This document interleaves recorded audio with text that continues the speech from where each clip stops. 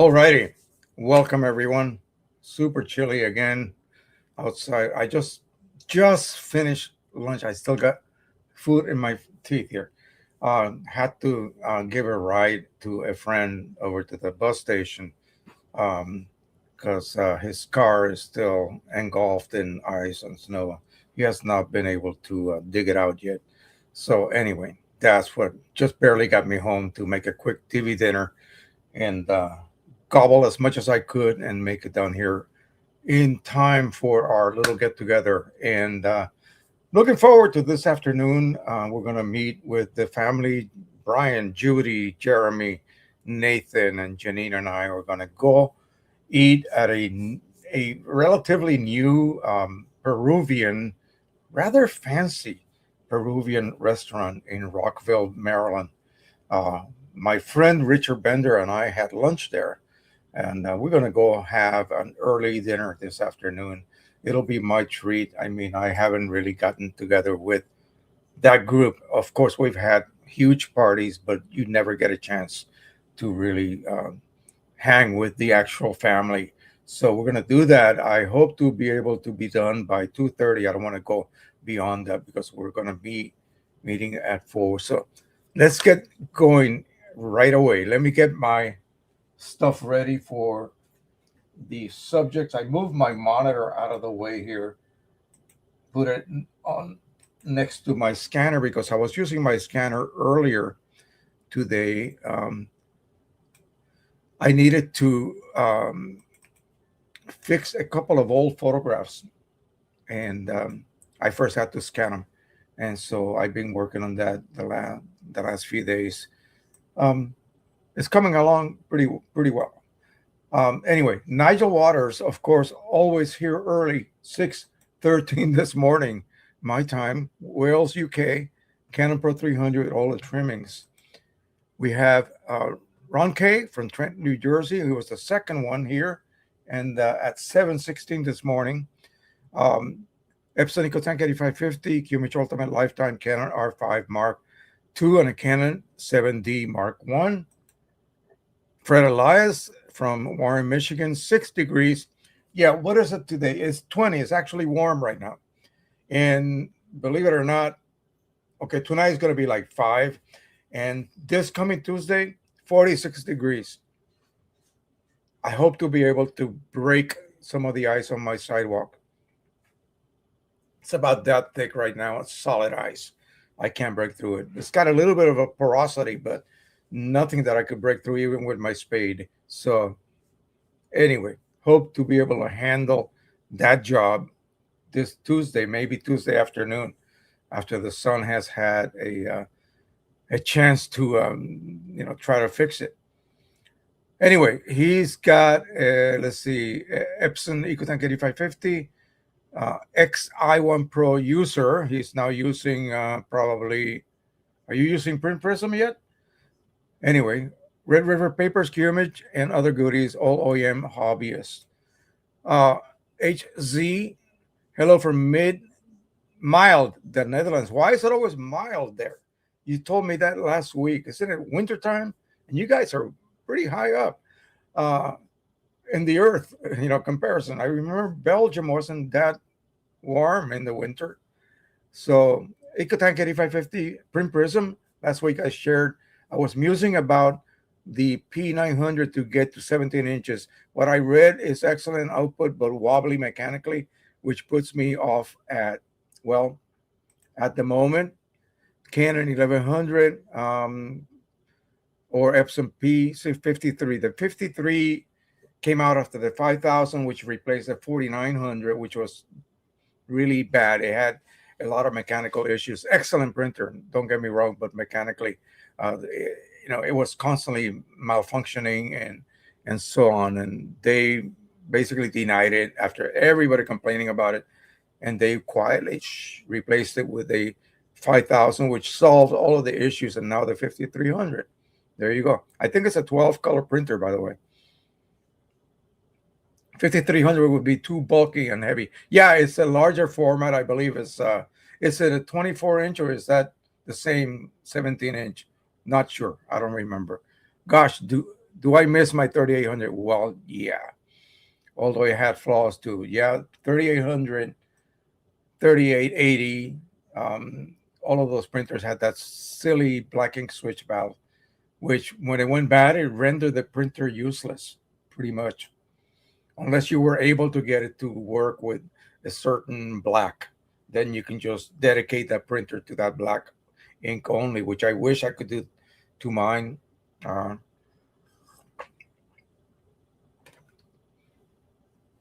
by the way, I forgot the guy who offered me the sample pack. I never saw your email to me. Um, let me put down my email so that there's no mistakes or issues.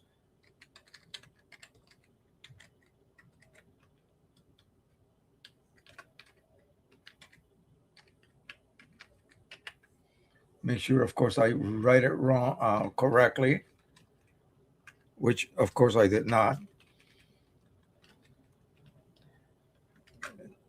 Okay, tooljoe1949 at gmail.com, not cam.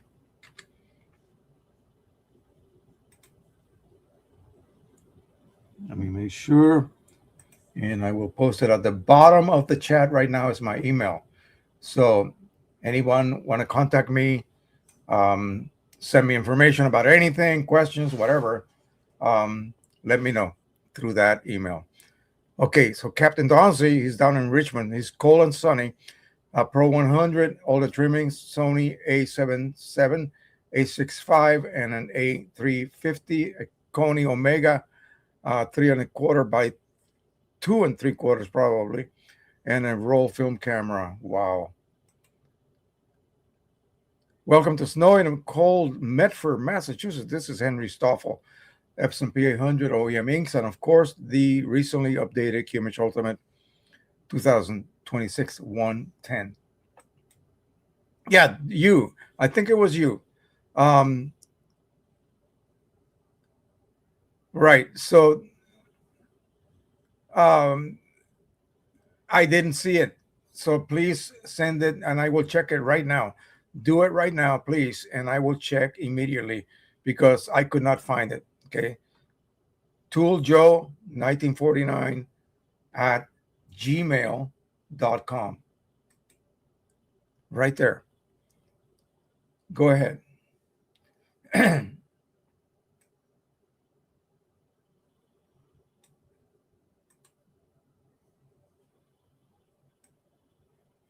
All right. So you got an 1100. You're printing on Canson Infinity Satin Touch resin coated 22 by 17. We say it the other way, 17 by 22. Send several. Yeah, I know. So please send that again. I will let me know when you're done and I will check immediately right now. And I will send you my address right now. If you were to buy it, the 300 matte black ink, which is the same as the Pro 1100, which the 1100 profiles, you could replicate the new inks since most of change in the 1100 is due to that matte black ink. Possibly, yeah. I don't know what else they did. They really don't tell you everything. So, they did. I saw some comparisons on their advertisement that showed other effects, but I don't know. And of course, the biggest thing was the ink-based formulation being the so-called waxy substance they called it, that sort of diminishes possibility of scratching the surface if you handle your prints a little rough. I have never had an issue, ever had an issue with any previous formulation of inks, whether OEM or third party, having problems with my prints getting scratched just by looking at them. I don't really see the need for a so-called scratch resistance, compound or whatever you want to call it. I don't know. I looked at that with a little bit weird. I looked at that with a little bit of a what are they talking about? Okay, Nick Marmolejo from Deer Valley, Arizona, Epson Stylus Pro 3800, Plusography Pro inks. So so that you guys know, the 3800 he owns is dedicated for black and white printing. He's got chipless PCSE inks on the 15,000. Um, QMH Ultimate Lifetime OM1 Raw Photo Raw Max. Richard Bender is here. EcoTank 8550, QMH Ultimate, Nikon 3 D300 Print Prism, R Red River Metallics, and DJI Drone. I'm 15 minutes from the Super Bowl. Jose, your Puerto Rico friend Bad Bunny is in the halftime show. Must be why you chose PR. Oh, you better believe it. Yes, and yeah, and I hope it doesn't get silly and political. Okay, God, stop, people, stop out there. God. Anyway, I heard somebody say that they should have an American perform. He is an American, just like I am. Puerto Rico is a U.S. possession, folks. Okay, enough, enough of that. Leah Lee, welcome back. Canon Pro 1100, Nikon Z9. And he also says, good evening from Israel. Yes, nice to have you back, my friend. Fred Elias says, I packed up the i1 Pro Print Prism now. Oh, man. Okay, we're going to talk about that. Yeah, don't worry. Here's my email again. And this is Fred Bird, commercial, legal, aerial, image repair. Still digging out from the snow. Thank you again for the information. Yeah, this stuff here is absolutely brutal right now. It is. I'm telling you, I have a metal spade. I can't even get through an inch of it. So I'm waiting for that 46-degree day this coming Tuesday. Then we'll get right down to it. Maybe. We hope. All right, let me load my subjects. and we will begin.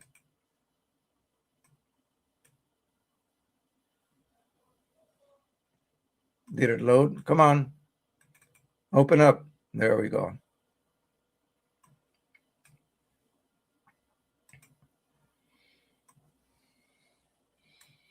So yeah, let's talk about print prism. Is the subject now. So I just had a comment from someone. They appreciated my video that I did. This video went on my Patreon page first, and then after a week, I put it on the regular channel. And of course, Mike Cheney saw it, so he loves it. He's actually put a link on his Print Prism website. So watch it if you haven't done so. Watch it a couple of times so you get exactly what I am showing, get what I'm talking about. So the question was, oh, I am looking at, let me see. Okay, so I'm going to combine two subjects. Okay, talk about print prism. And what do you mean when you say your photos came out better than when you did this or that, or you printed with this profile or that profile? What are you referring to? What do you mean by better? Okay, that is really what I forget the term, but subjective. I don't know if that's the correct term. Where you ask 10 people and 10 people will give you 10 different uh, I look at this photograph, all you 10 people, and then individually tell me what you think compared to this. Okay, you'll get 10 different responses. So apparently he was making a comparison with the, I think, the i1 Studio, which is basically, hang on,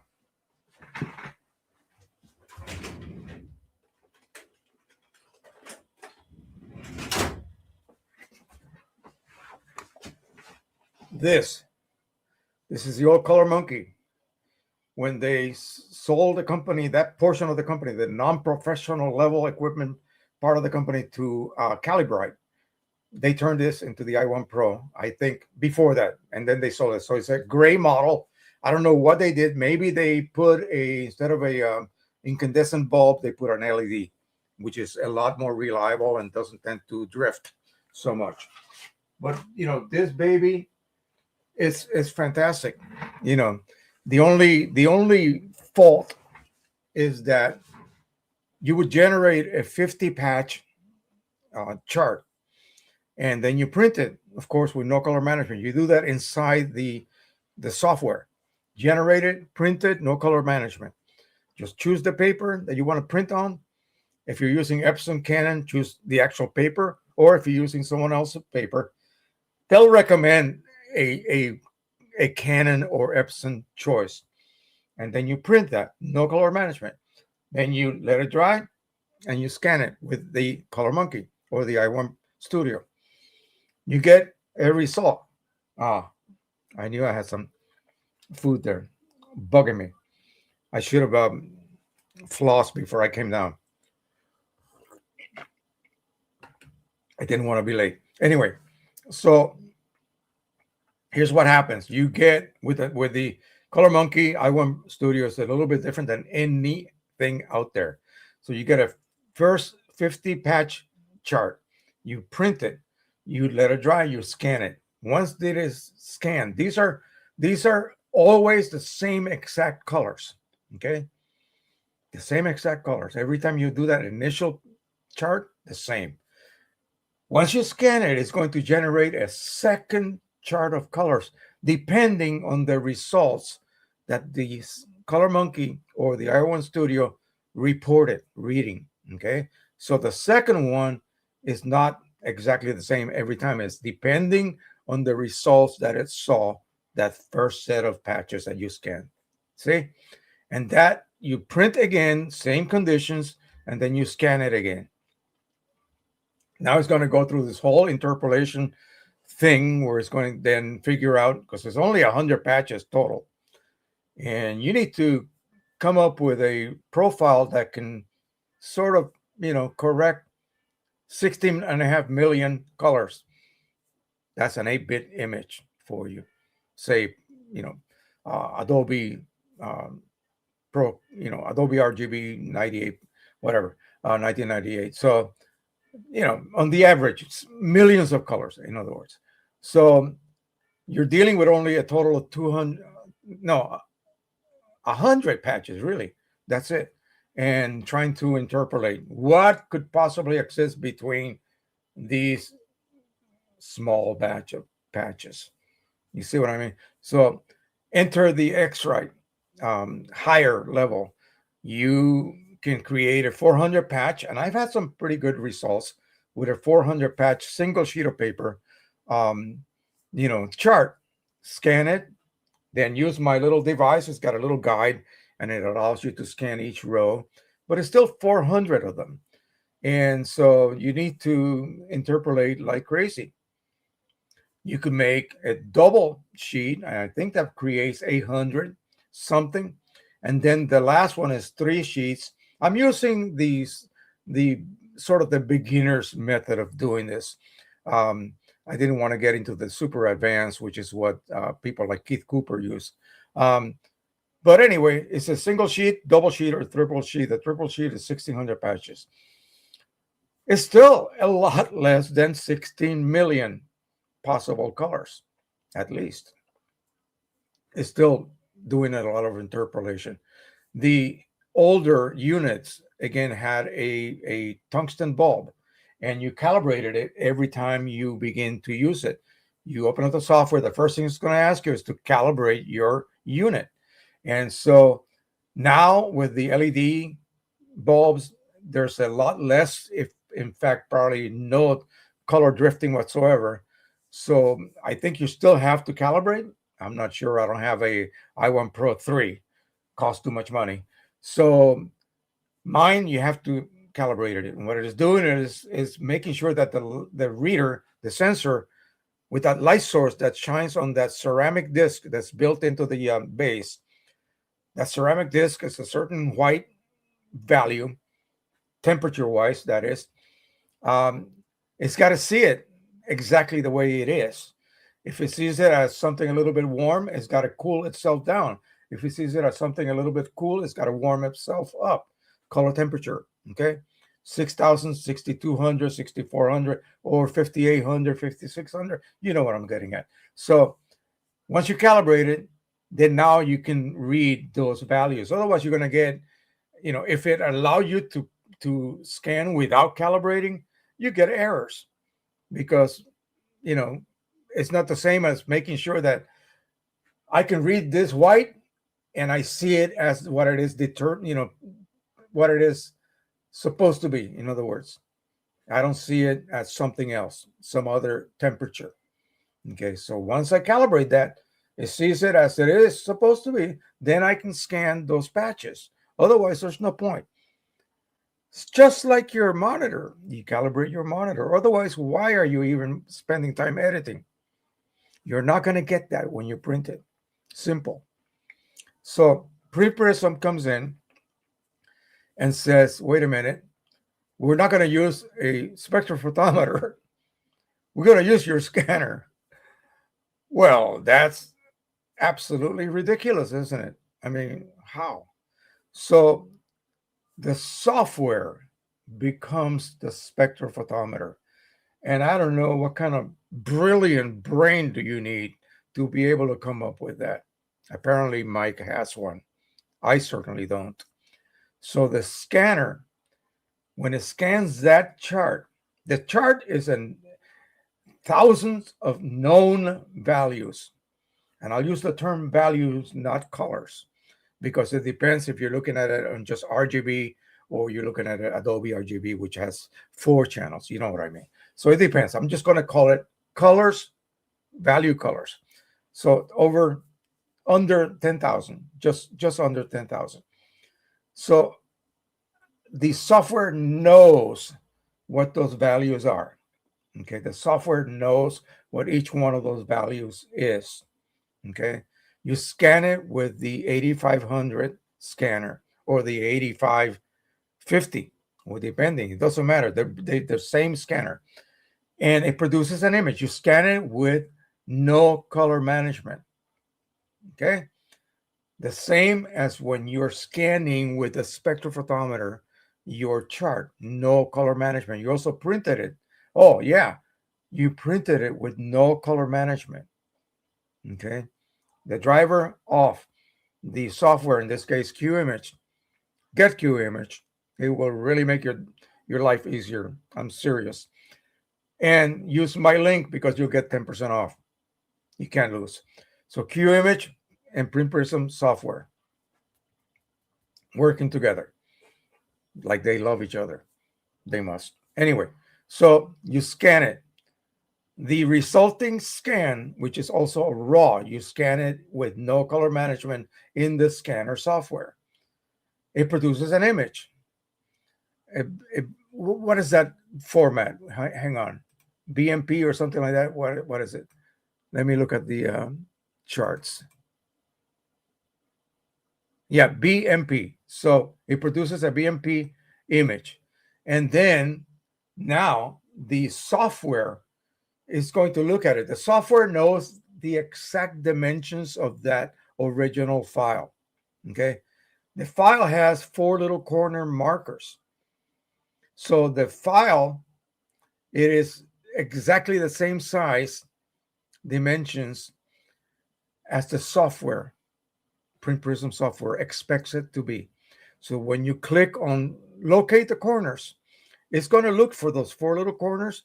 It locates them, and now it can actually assign a selection marker, call it selector, a selection marker on every one of those nearly 10,000 patches because it knows where each one resides. It knows the coordinates.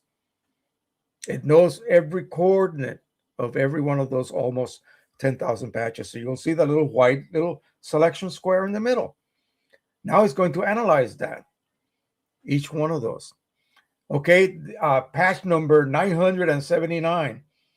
It was supposed to be this, but your printer produced this. I have to correct it in this way or that way to make it print as close as possible to the original color of that particular what did I say, 947, whatever it was.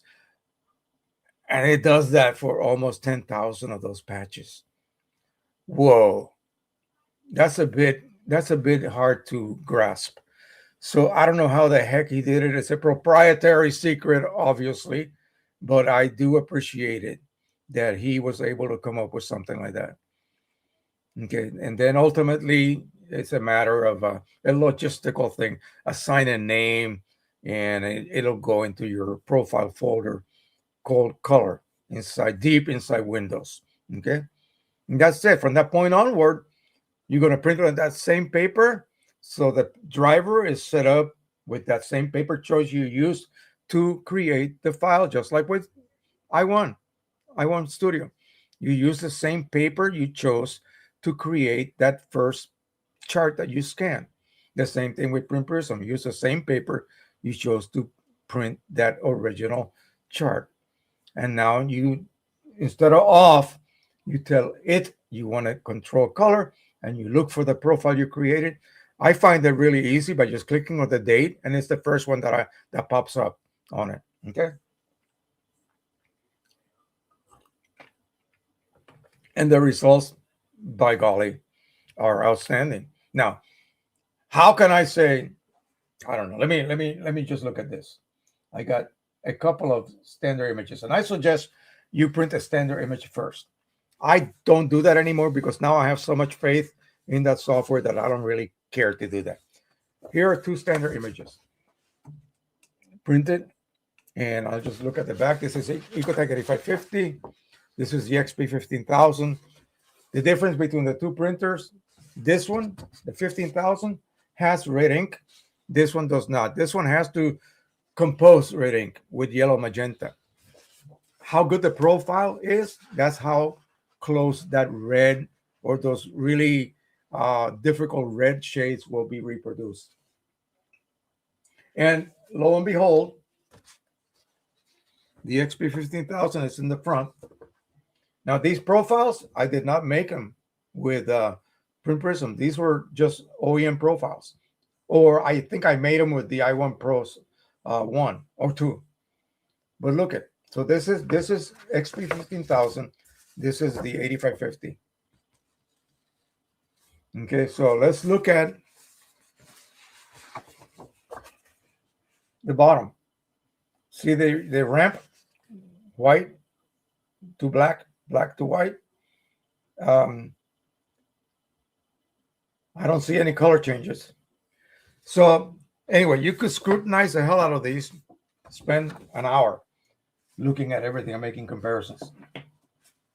I cannot say, honestly, I cannot say that I prefer one over the other. I just can't. So I don't know what these people are talking about, that they prefer the results that we're getting with their i1 Studio compared to Print Prism.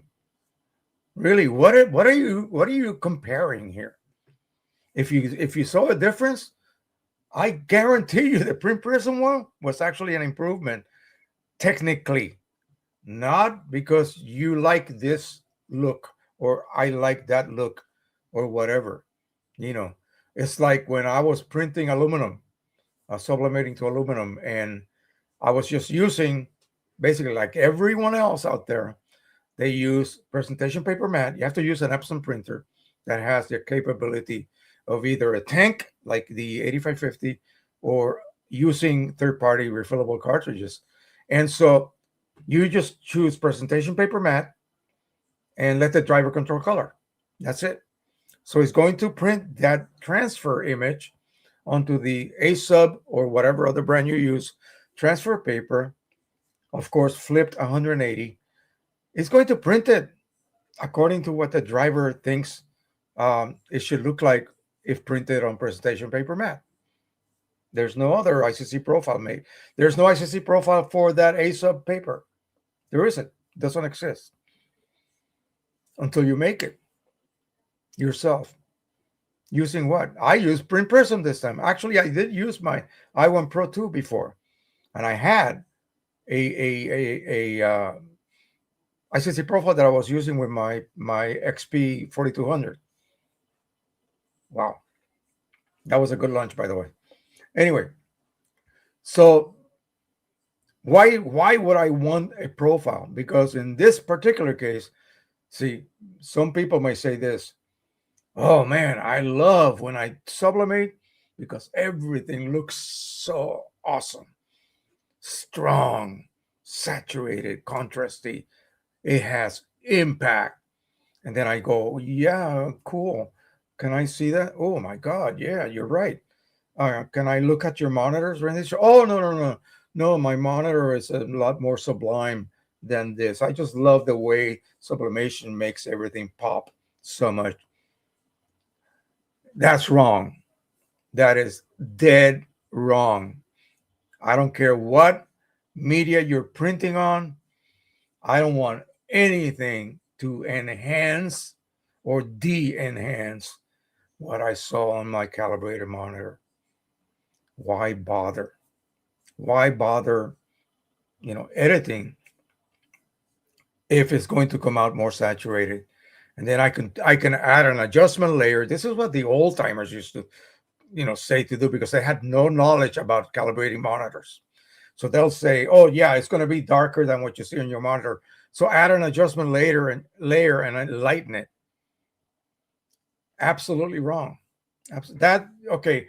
Oh, my fever thermometer says I have 105, but I really know it's 5 degrees off. So I really only have 100. Don't take that as Don't take that to the bank. It's actually 5 degrees off. You really don't have a bad fever. You're not going to die. Wrong. Get a calibrated thermometer. Then you don't have to do any adjustments, post adjustments. And that's what they were doing. They were creating post adjustments on your images that you got done editing. And that was because the monitor wasn't calibrated. It was far too bright. So you were darkening. Gosh, that looks so bright. I'm going to darken it. And the print came out dark. The printer doesn't lie. The printer prints what you send it to, assuming you set the printer up properly, you see. So yeah. So, Print Prism, profile compared to say OEM profile, how can you look at the standard image and say this is better than the other one? Well, it would be better, say for instance, if the OEM one showed me, I cannot see the two, the four, or the six on the black ramp, but the eight begins to show even if I backlight it. And then the one that I create from Print Prism, I can see the two, I can see the four, and I can see the six, and I can see that's better. That's what I look for. It's not these, oh, my shadows look better on this with this. And no, that's a preference. That is a preference. That is not meant to reflect correctness. Okay. Your black to white should be as linear as possible. So 2 should add 2 over 0. 4 should add 4 over 0. Let's just use numbers here. 6 should add 6 over 0. It shouldn't be 2 only adds half, and 4 only adds 1. And then as it gets to the midpoints, then it gets more, mathematically correct. And then on the highlights, it just plateaus. That's usually what happens with film. Okay. That's why Ansel Adams was developed that system of his, because he was aware that film wasn't capable of producing a linear, and it's no longer a curve anyway, a gamma curve, because regular film produces an S curve. Yeah. So be careful when you say, oh, I prefer this or I prefer that. Let me go ahead and explain it to me. What is it that you prefer about this and that? Really, that is just going to be your idea of what's better or what's not better, and not necessarily what is correct. So, yeah, the idea, of course, our goal is to print that standard image, get it as correct as possible so that it matches my monitor. And remember, the monitor is backlit. You're looking at that by reflective light. The reason that I can see that number 2 or number 4 is because I backlight the hell out of it. I just want to see if it's there. I may not be able to see it visually by reflective light unless it's super bright light. You see? So, yeah, be careful. So far, the results have been amazing. And I'm going to go ahead and remove that. Whoa, be careful there.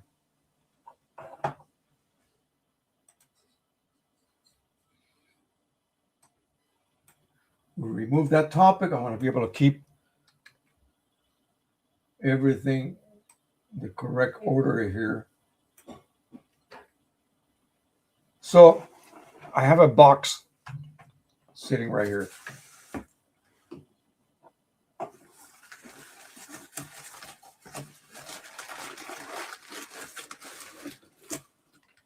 Pro 200 inks. Whoa.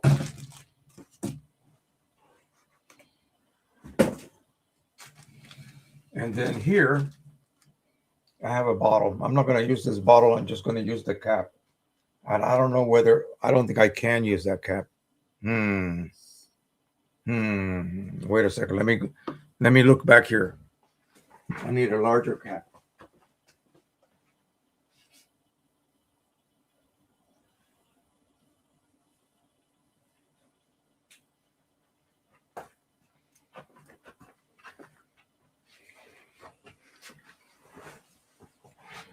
It's got to be the correct size cap.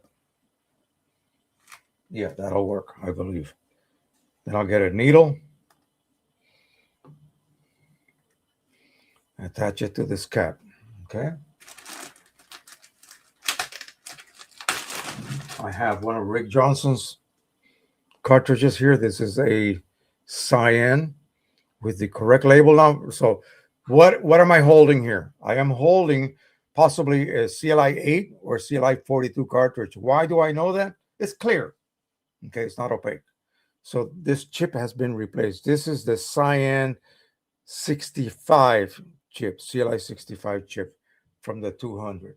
This has been flushed probably better than new. Okay, I'm going to remove the plug. I'm going to put this aside. I'm going to locate that cyan ink. BC, yellow, gray. Come on, which one is it? This one right here. Here we go. This is dye ink. I really don't have to. No, actually, yeah, it's dye ink. I don't have to shake it, but it's a habit. Okay. Let me put this down. Here's what happens when you open it. It's going to have the aluminum seal on top. And this is equipment that they had to buy. So let me check, make sure that it fits. Yep. So all I'm going to do is I'm going to just poke a hole. Where is my screwdriver? I'm just going to use a screwdriver. Poke a hole. Make it a little bit larger. And that's it. I didn't even get ink on my screwdriver. If you're not going to do that now, put the cap back on it and store it. Okay. So now we're going to go ahead and install the cap. Now this cap comes, they used to have a O-ring. They stopped doing that. They found it not necessary. This cap's sealed pretty well. I certainly hope so. This is one from another cyan cartridge. So it's been already washed. So I'm just going to insert right there. You see that? And I'm just going to add a little bit of ink. I'm just going to let it by gravity very slowly. Look at the way the ink is infiltrating the sponge. That's where the opening from the liquid side to the sponge side is. Notice I am not even getting any ink in my chamber yet as far as buildup. I'm just going to do it very initially. Just do it. Take your time. Slowly. Let that ink infiltrate that sponge. You can see already there's a little bit of ink entering the upper portion of the sponge. What we are worried about is that lower half. We want that lower half to be saturated, because that is the one that feeds right here, the port. I'm not going to do a drip test today because I don't want to make a mess here in front of you. And I forgot to get a cup to do it onto anyway. So you see that slowly we are infiltrating that sponge. Don't fill that chamber immediately up with, you see that white patch right there? Don't worry about that. That will disappear. That will disappear with use. So now we're getting a little bit of ink buildup on the chamber.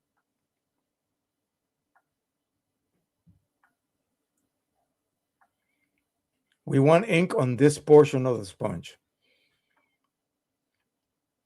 When we insert this into the printer and the plug is installed, it's going to as it begins to allow ink to flow into the printhead, it's going to build up a certain condition. I would like to call it a certain hydraulic condition inside. And if you were to remove the cartridge, it would immediately change, because then you would be exposing that ink port. So we're just going to let it, and then get it to just about maybe a 1/4 inch from the top. You don't want to go beyond that. Right there, that's enough. Like so. You could let it sit like this for a while and then put the plug on it.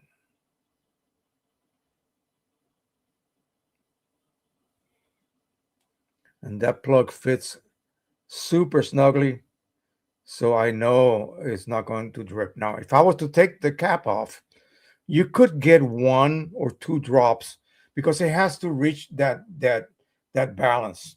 So if I take the cap off and hold it over a cup, you'll get a drip or 2 of ink, and that'll be it. It will not continue dripping.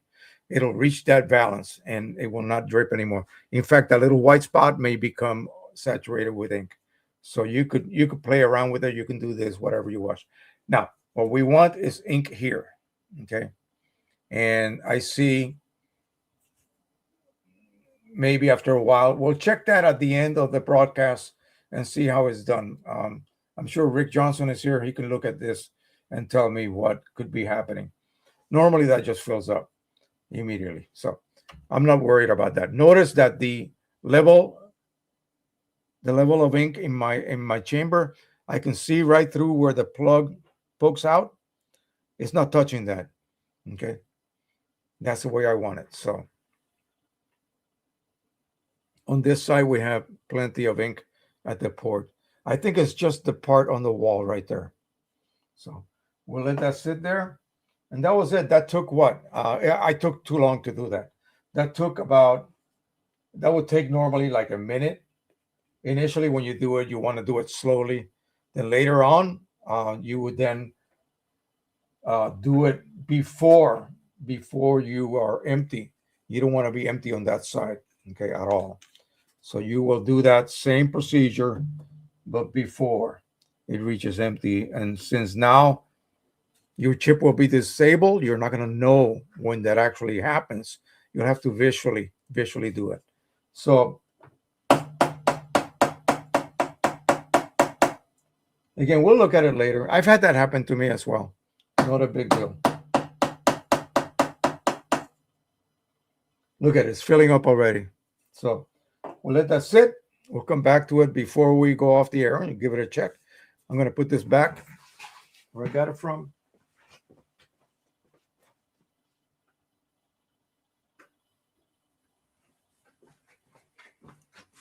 So that's it. Now, my recommendation is to get the holders.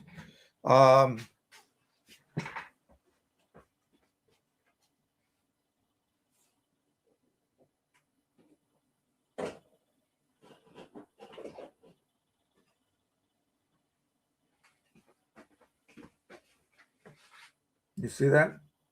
These are all cyan and grays and black. I got all of these ready to roll on my Pro 100.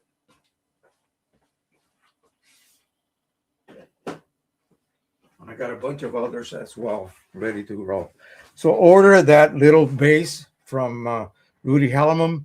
You'll get two of them, and you're able to then load your empties, or not empties, but the ones that you remove. In other words, you got to time it. You have to initially check relatively often. God, my stupid hat. Relatively often, so that you know when. Most of the time you will reach a point where one cartridge is low, meaning that there's still a bit of ink left. Let me see if I have one in that condition. Like this. You see that? There's still ink left.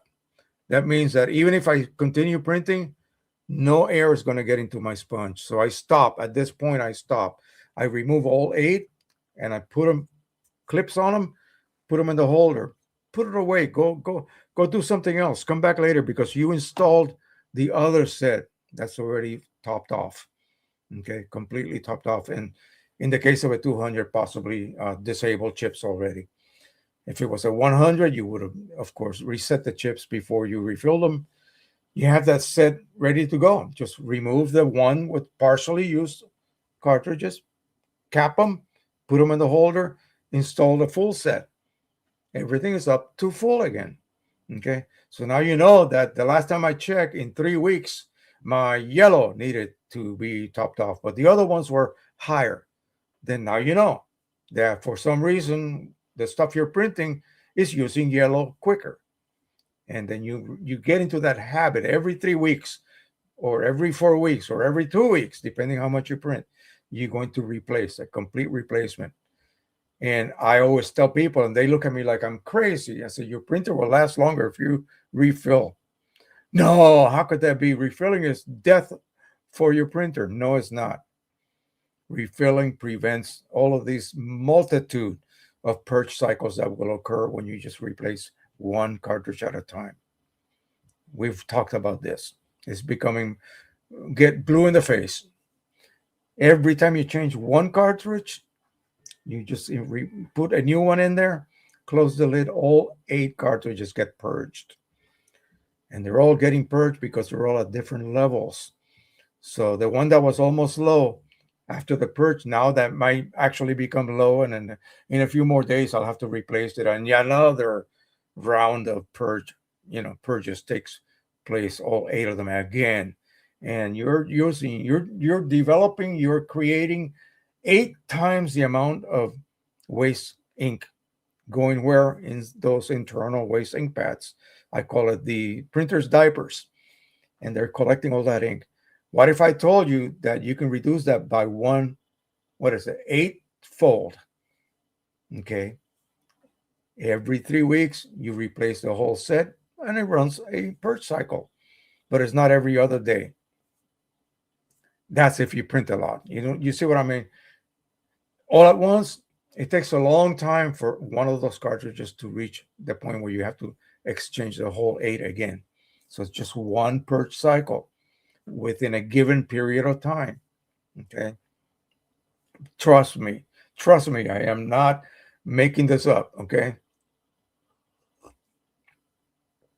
My Pro 100 is 14 years, 14 years old, and it still hasn't declared full waste ink pads. Okay.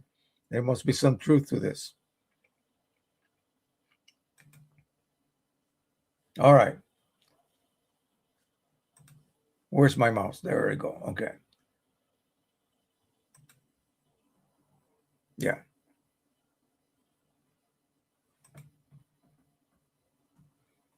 Let me give it another tap. What I have found happens after a while, you see my levels have dropped more. Okay.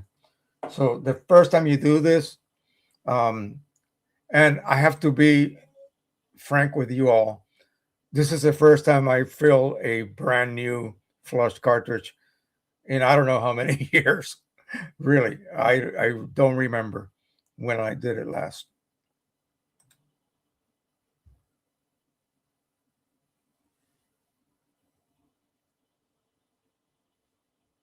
What? Van Gogh address in my previous message? No. Did you send it? Let me check.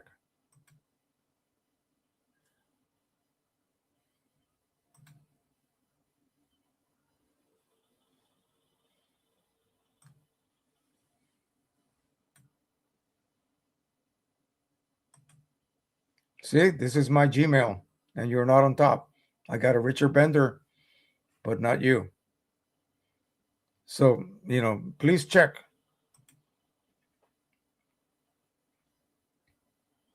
I don't have any new emails at all there.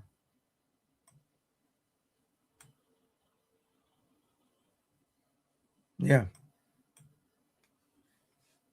I just have Richard. Richard sent me an image that I am going to download right now. And we'll get it printed. Oh, gosh. You guys will love this. We'll get this baby printed on aluminum today.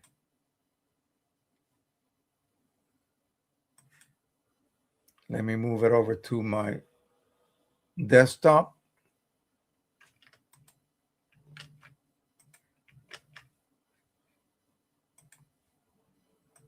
So we can do that before we go off this afternoon. There it is. Okay.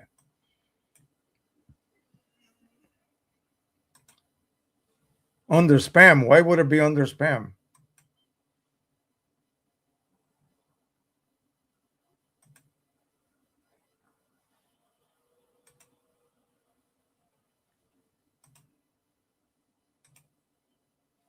It is. Why? Why is it under spam? I found it. Okay. Let me put it back. Let me move it to my regular folder.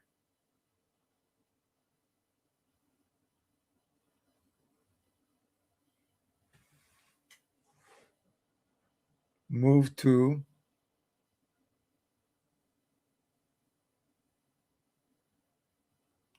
where's inbox? Why doesn't it show inbox? Anyway, no problem. Let me send a reply back to you.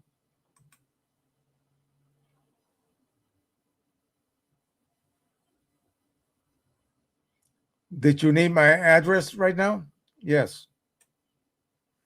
Let me give you my address.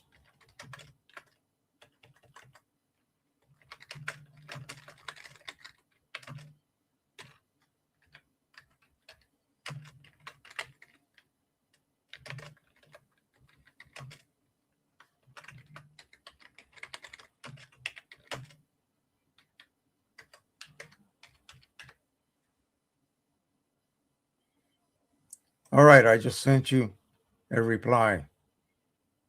That is insane. Check your check your email. Make sure you got my reply. I just replied from the one that was in my spam folder, along with your others. Apparently, that's where it went, and I'm wondering why. Got it. Okay. Excelente. All right.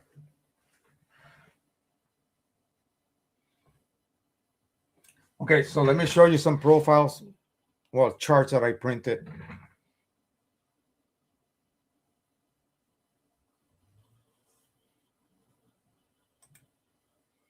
I don't understand why.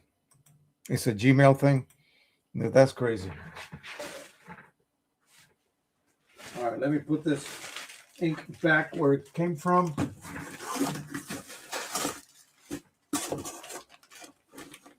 What we're going to do is we're going to top off all the cartridges, fill these, and then top off the ones that are in the printer. At the moment,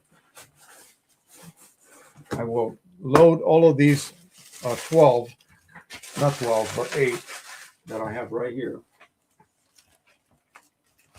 We'll get that all set up, and we'll begin to run some comparisons.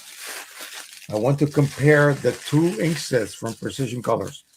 We'll do the typical comparison, standard images. Of course, we'll profile using Print Prism, and we'll see what we get. So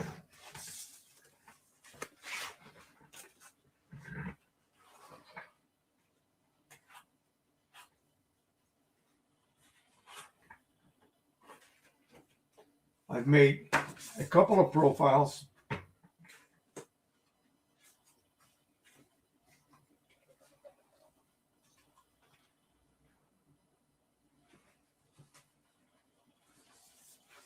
What did I do with the others? I think I have this one right here. This is a very strange material here.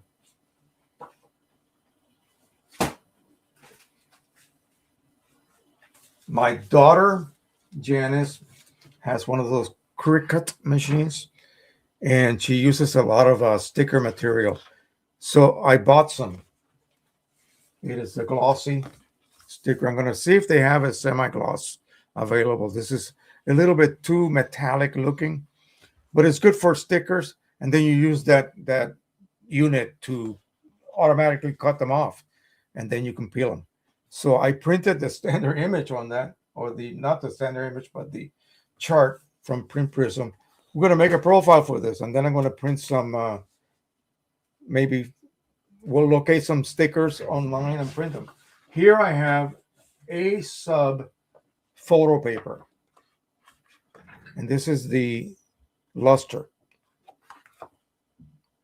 What I did was I bought one box each of glossy 13 by 19 and cut it in half. And this is the chart printed full size. And then over here is the one on the glossy. And look at that glossy paper. And it's got a good weight to it. It's very reasonably priced, and so you could get that paper for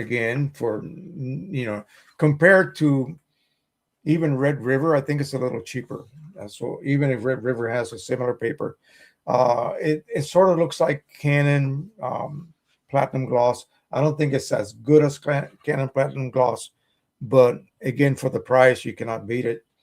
So it's available on Amazon.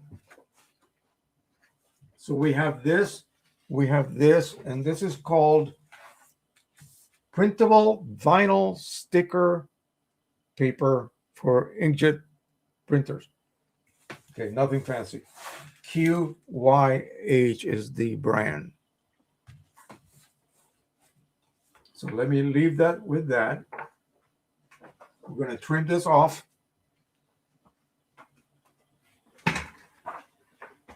Quickly here.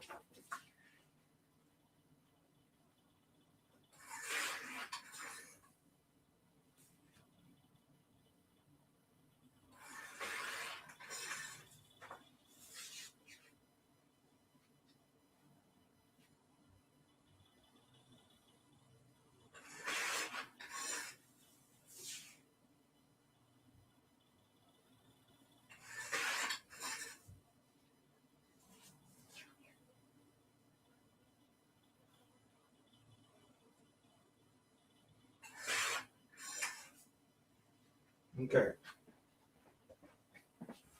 So we have the semi-gloss, not semi-gloss, luster. Actually, I labeled it wrong. This is luster. What was I thinking? Where's my marker?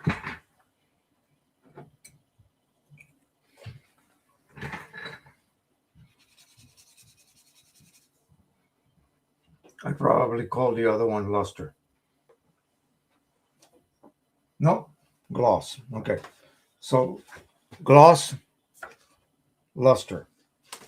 And I have sheets already cut, ready to be tested on a bit later. But I am so curious about this. How the heck is this going to turn out? So let's go ahead and load it. This is my glossy A-stud.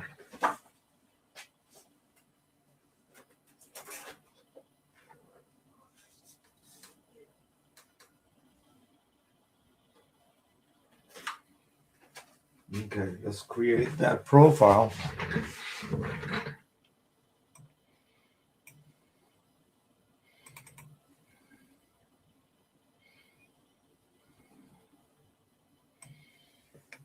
Put it over there.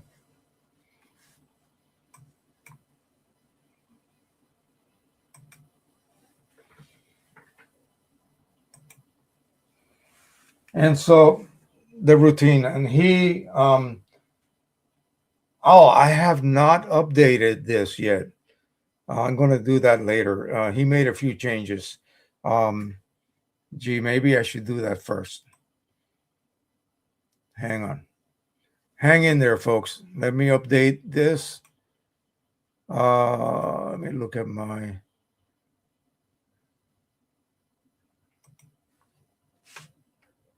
DDI software. I was supposed to get an email, but I didn't. So I'm just going to go directly to it.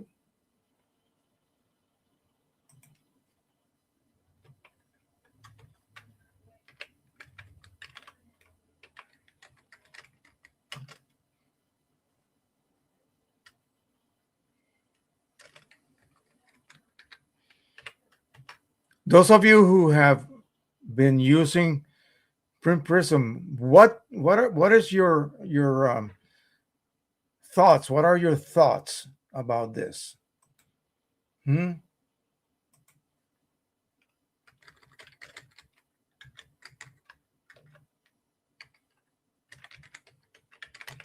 What's going through your mind, especially if you already owned a spectrophotometer? If you did not, then of course you have no clue how to compare it. But what is your opinion of this new software?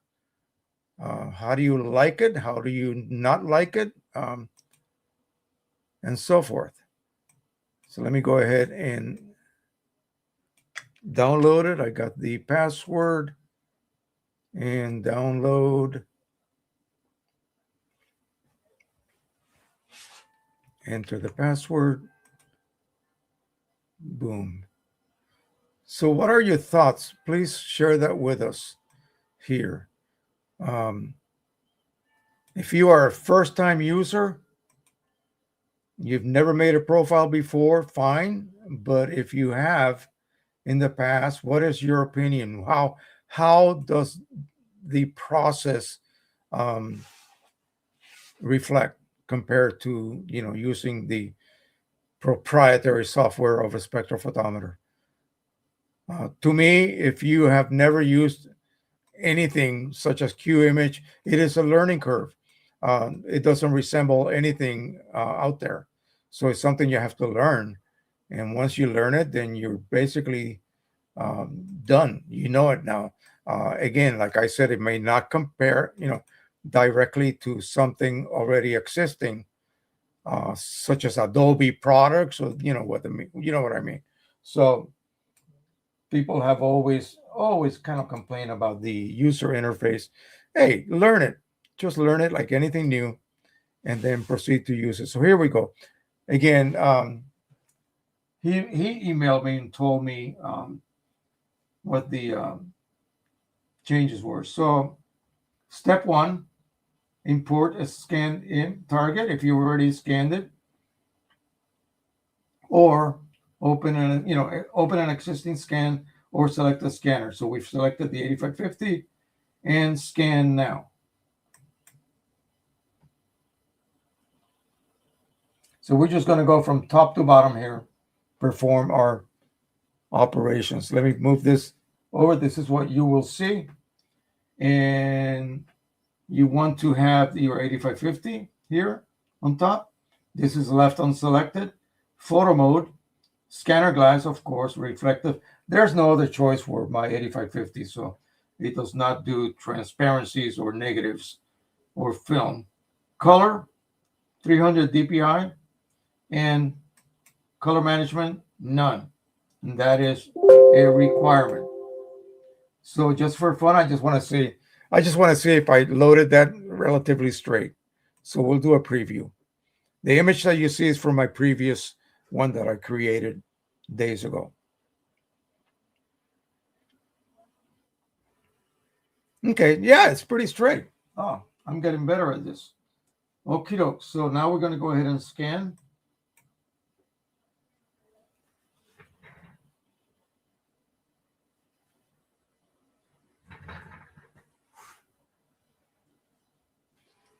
And so this is that weird decal stuff that I was talking about. Okay, so it says that pass number 1 is done. We'll do the second pass. It is going to scan 3 times and stack the information, make it into one bunch of information. And that's what's going to allow us to create a very, very accurate profile.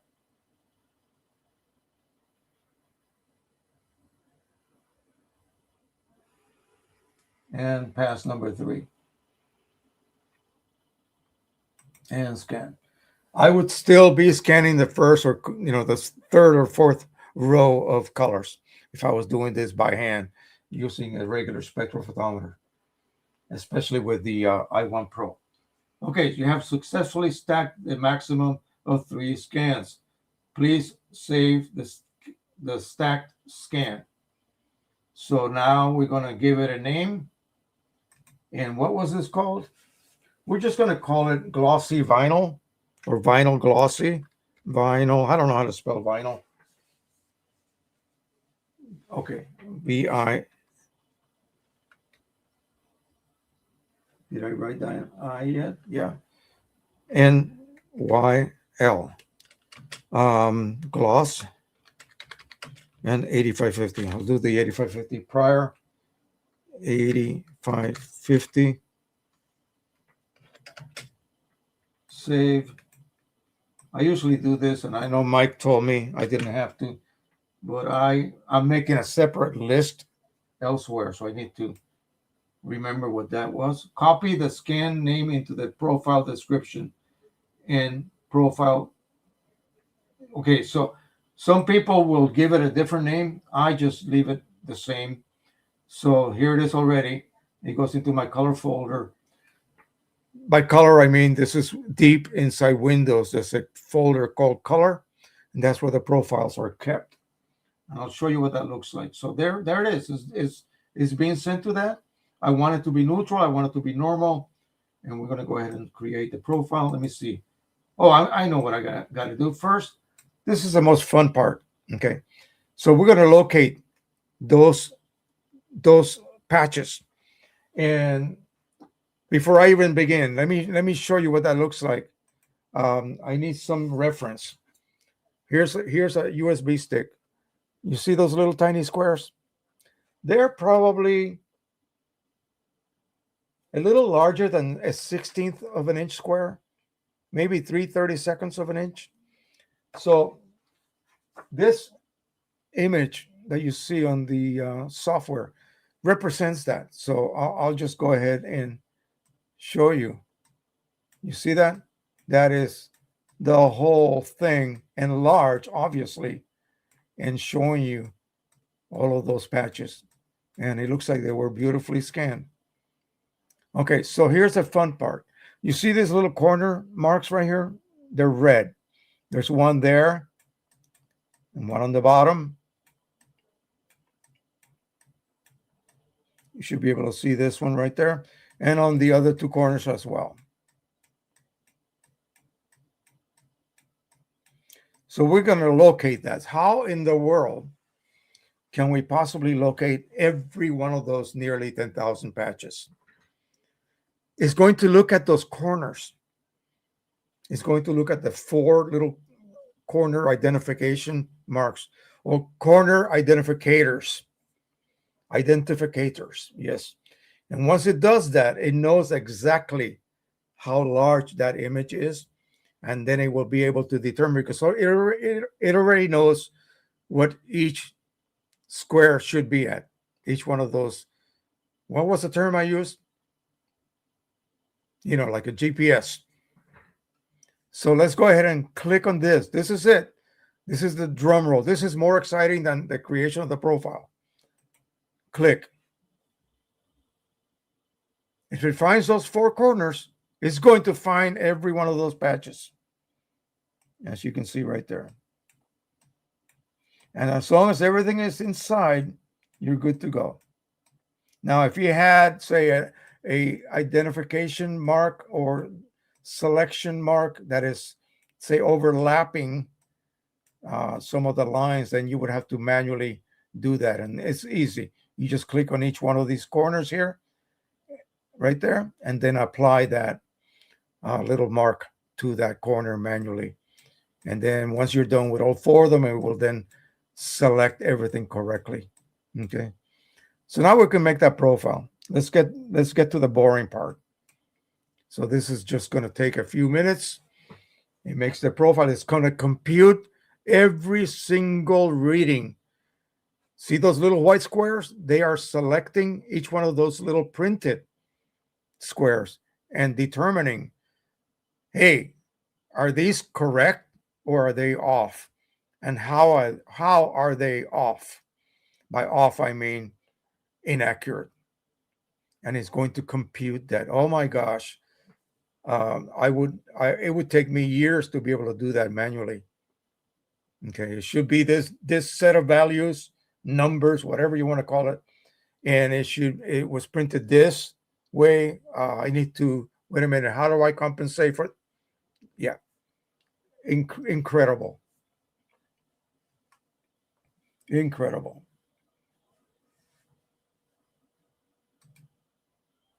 Judy Ann says, "Good morning. I overslept, sweetheart. I do that all the time. Don't worry. We'll watch what I missed this evening." And I'm going to tell my Judy Ann that I know another Judy Ann when we meet for dinner today. HS says, my thoughts on Print Prism. I'm grateful for it. Thus far, I use OEM Profile and the Data Color Spider Print. I have a Data Color colorimeter, and I found it, I don't want to badmouth it, but I found it to be a little bit inconsistent. Okay. So for monitoring, calibration, I use my i1 Pro. Yes, it's coming. It's coming. There's no way those two guys, Mike and Andrew, are going to let this pass. Andrew, I am quite sure, is working on that right now. Yeah, you could do that if you have a laptop or anything like that. You can actually do that. Richard Bender says, I have used PP for profiling copy paper, multi-photo papers, watercolor papers, and even wrapping paper for kicks. Yeah, I was talking to Mike the other day, and he says, "Yeah, I'm gonna. What did he say? I'm going to profile my cookie sheet. My cookie sheet. It's a nice, bright, metallic-looking cookie sheet." I said, "How are you going to print on that, dude? Don't get carried away." Anyway, are we done? Yes. See that? We chatted a little bit, and it's done. So we'll go ahead and close this. Actually, no. We'll close it for now. because I want to show you guys. Let me see how I can do this. I'm going to open my color folder. I'm going to put it over there.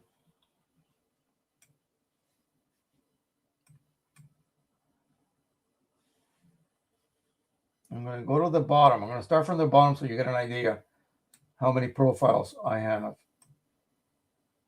And I'm going to probably be deleting some of these profiles. Okay, so get a kick of this out of this. So I set it so that the newest is on top. And right there, vinyl glossy. Okay, for the 8550. So that was successful. I'm going to leave that open, and then we'll proceed to do the second one. That's going to be the A-sub gloss and the A-sub luster. And then we'll print.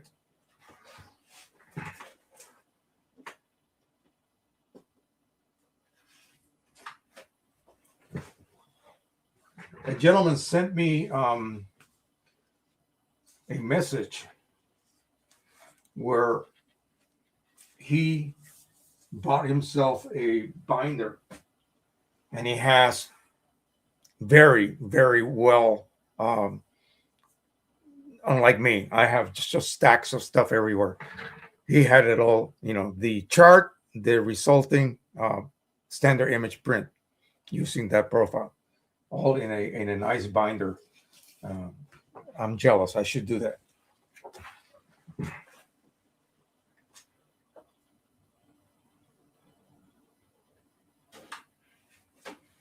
My wife always says, you worked in a medical lab, in a scientific lab, research lab. You should be more organized. I used to be. Trust me, I used to be.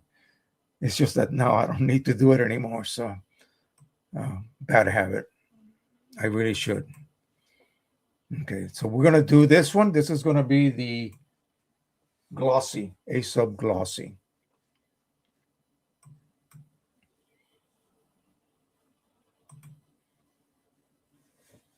And here we are.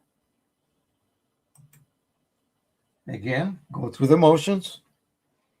The EcoTank 8550, scan. Everything is the same. Remember, absolutely remember this one. None. Okay. Color mode, always none. And preview. Again, I don't need to do the preview. I just want to see if I scanned it straight or crooked. Maybe one of these will not find the corners, and we can do the manual corner location. I think we did that the other day. I'm going to move my mouse pad over here. By the way, look what I have. I got to show you guys this before we even get started here. I 3D printed this. This is not filament. This is done on a resin printer. It looks just like me.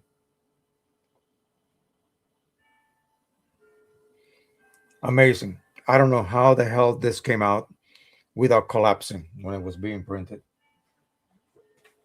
I have it sitting on top of my tax papers that I got to get busy doing pretty soon. Okie doke. So let's go ahead and where's my, there we go. So this is ready to roll. I already previewed it. Let's scan it. Oh, sorry. Got to show you what I'm doing here. So this is the first scan. Second scan.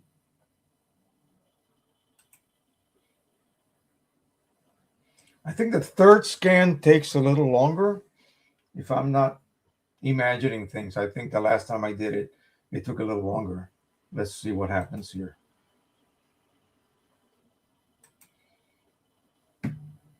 2, 3, 4, 5, 6, 7, 8, 9, 10.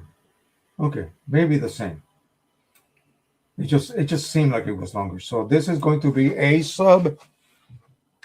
Okay, 8550. Hold on.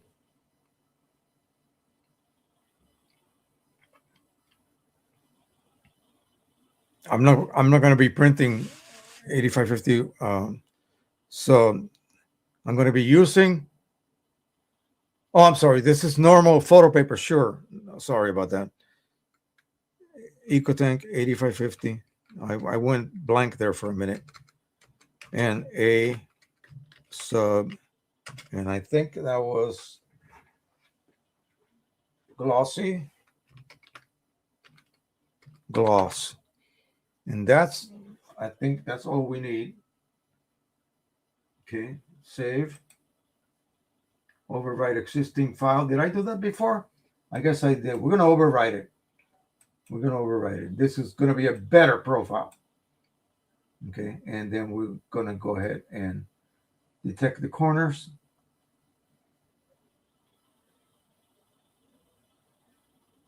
Bingo. Again, everything is within the margins. Good. And generate. And it's going to probably, well, it's not going to probably, it's going to overwrite the previous profile. I didn't know I had made one in the past. Or maybe there was an existing profile from the spectrophotometer. That may be the reason for that. By the way, let me show you my mouse pad, which is still working just fine. It has not faded. It's probably 8 years old. I have spilled stuff on it. This is sublimation. This is a sublimation pad. I may have to make me a fresh one, although this is still okay.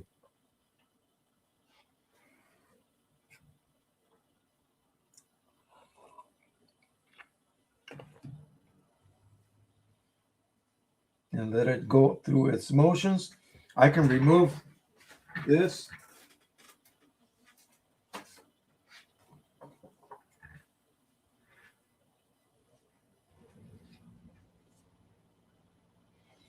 This is the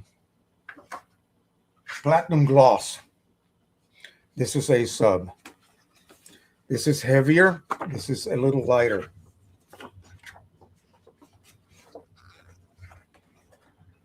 Gloss-wise, I think the platinum gloss is a little smoother surface. You can see the distortion of the light source on the A sub, and it's not so bad on the platinum gloss. Platinum gloss is just more expensive, a lot more. So we'll leave this out here because I'm going to go ahead and make a couple of test prints on it. So this is almost done. I'm going to load this bad boy here.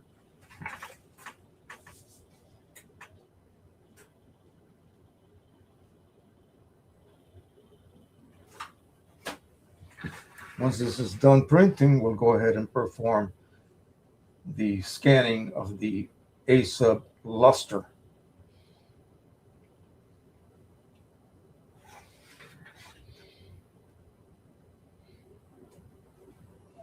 And again, I keep forgetting to bring you back.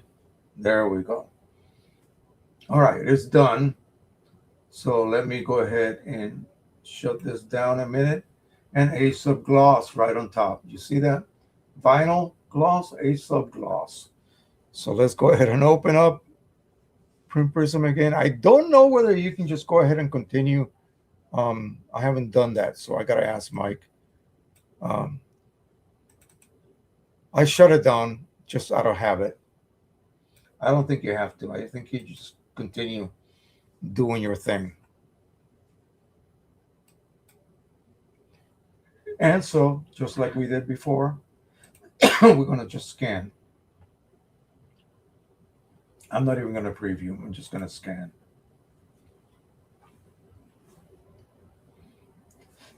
I haven't asked them if going to a higher DPI value helps, especially if I am going to scan something with a coarse type texture like canvas. I think he just kind of made a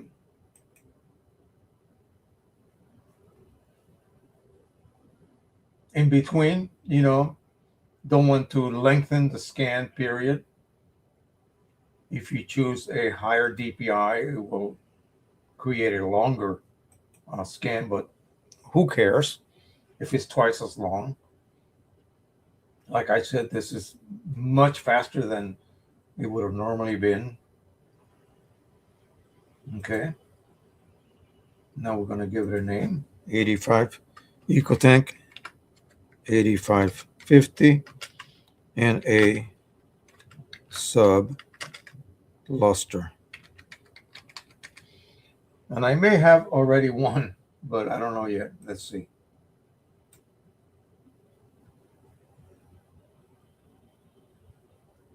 Okay, copy this scan name into the profile description and profile file name. Yes. Look at that. So that's done automatically now. Awesome. I don't have to do any copy and pasting. Let's detect those corners. If I get this one, then I've hit it out of the park. I just tapped the cartridge. It still has a little white spot, but that's nothing to worry about. Okay, this is done. Gosh. Look at that. You tell me how you would have lined up those little selections on every one of these patches. You tell me how you would have done that by hand. Create profile. We just made 3 profiles. If I wasn't blabbing so much, it probably took 5 minutes total time, maybe 6. It's insane.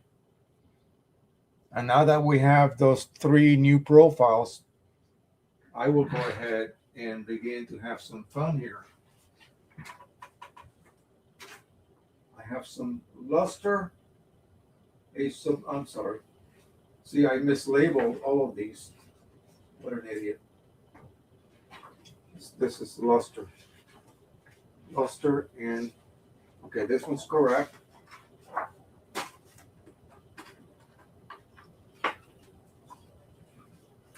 This one is gloss. Although it's easy to tell which is which.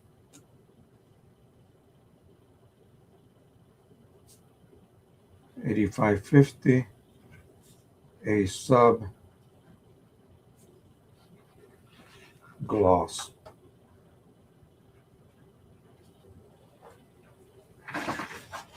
So we will do the luster first.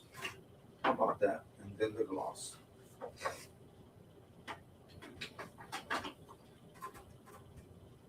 So we're dealing with 9.5. This is still going. So let's wait a second here. We're still dealing with 9.5 by 13 paper. So that's going to be kind of a weird, odd size. I'll just set it up in QImage. Not an issue at all.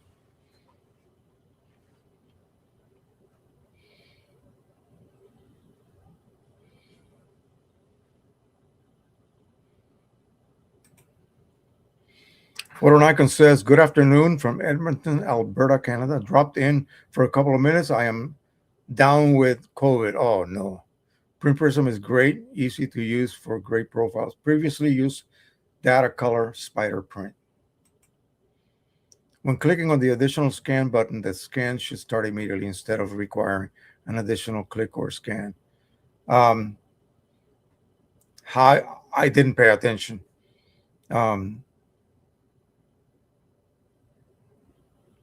Apparently it does. No, it should, but that's something Mike should be able to program into the next update. That's a good idea. So click on it next, and it should begin printing.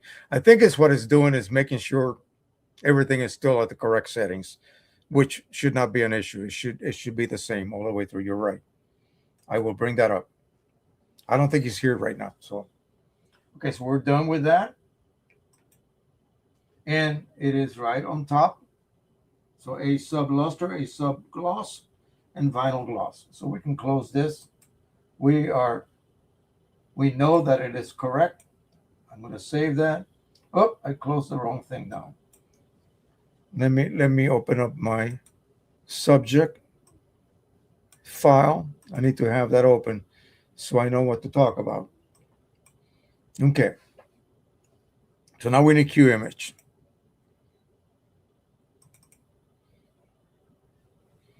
Let that baby load.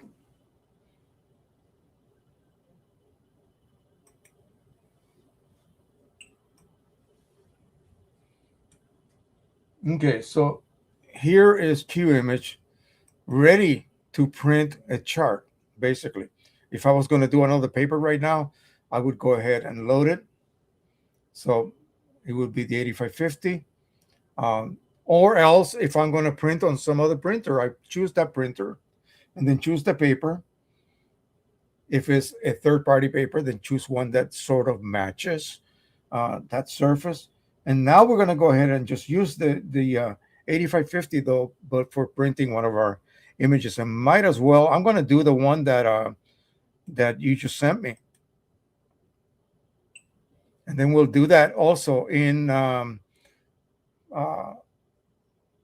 sublimation. I should move this over here. I'm going to eventually move this back where it was. This is too much of a pain. Okay, so we're going to be using, what we're going to do first, we're going to do the glossy first or the luster first. Let's do the glossy first, since that image is going to really demand a glossy surface. So ultra premium photo paper glossy is what I use to create that. I'm going to apply a border. And I'm going to load this. I'm going to see what it looks like cropped to the edges. I think that works really fine. Let me click on it and undo the crop. Yeah, that's fine.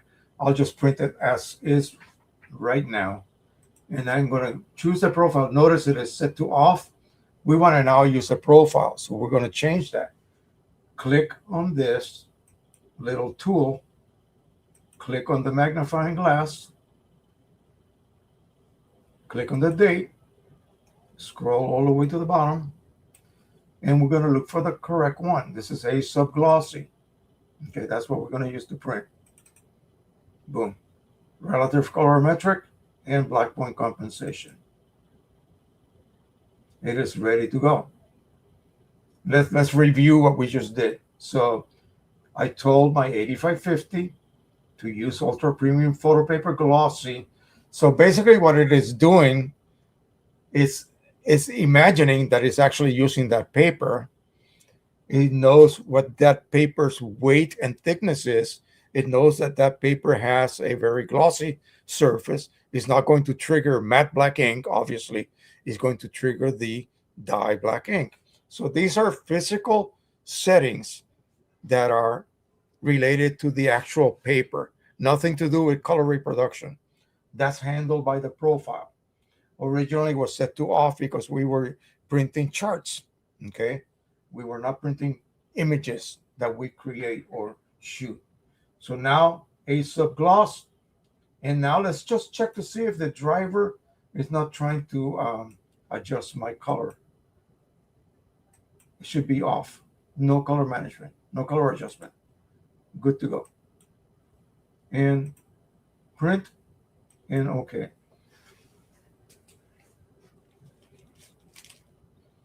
While that is printing, let me show you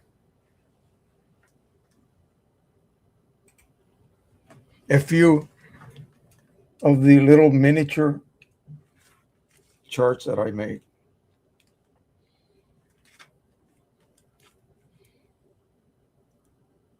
This is an image I created via AI. So this represents a painting with a cherry frame, cherry wood frame. It's got a brass ID tag in the front. The back has been covered with protective board in the back, and you got corner braces for the frame itself. You can see the textures looks just like a painting. This is going to be one of many, many, many, many others that I will have. And my wife and I just finished a Victorian Christmas room, basically. So now that's beginning to print. So let's let that roll. And yeah, it looks really fantastic. I'm going to start working on a series of Victorian portraits or paintings. These are open source from museums, and I will be able to sell them without any hassles. So this is metal, and this is the way a metal print would be created. So here it is. Okay. And the back, you got a mounting board in the back. You got the little hook mounting bracket and four corner um, floating mount little blocks on the back. And the edges have been blackened. So these will go for $35 each. By the way, Richard, this is yours. I'm going to give you one, and I'm going to sell one, and then the money that we make from that will go get a bite to eat. This is one of mine, and I got a set of like 10 of these different ones. Again, all of them treated the same way. So I try to do 2 a day. I got till October. We have a meeting coming up in a couple of weeks. Hopefully, we will not get another blizzard. I got to pay the promoter her money. She has to pay the rent for the facilities. It is a volunteer fire department hall. So, got to get that money to her. That way, I know I'll be able to participate. Otherwise, if I wait too much longer, or what I can do is just go to the bank and have them cut me a check, and then I will mail that check along with the contracts. I got them right here. So this is serious stuff. Yeah.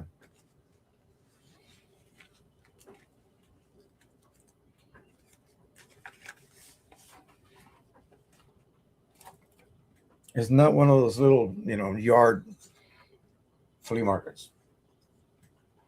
It goes well beyond that. All right, so this is beginning to print. I'm going to do another one, the exact same thing, but I will use the other profile. So let's take a look at how we'll achieve that. So this time I used luster, ultra premium photo paper luster, and I am going to say, okay, I need to redo the paper size because the last time that I used that particular paper, it was not for that. So it's going to be 12.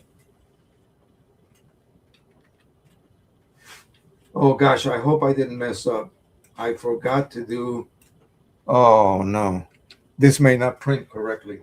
Maybe, hopefully, I think it is 12 by 13. I think I may have forgotten to do that. I hope QImage remembered for me. Okay, so yeah, I think I messed up. So nine and a half, dum. We are working with a weird paper size, folks. Don't forget. Okay. So let me go ahead and make sure my border is the same. 0.6. There we go. So I think it looked good initially, so I think it'll be all right. Now, all we got to do is change that from luster to glossy.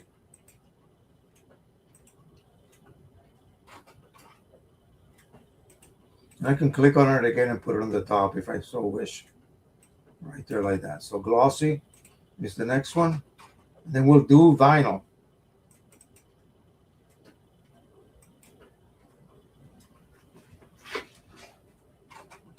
Oh no, wait a minute. I'm not thinking. I am not thinking straight.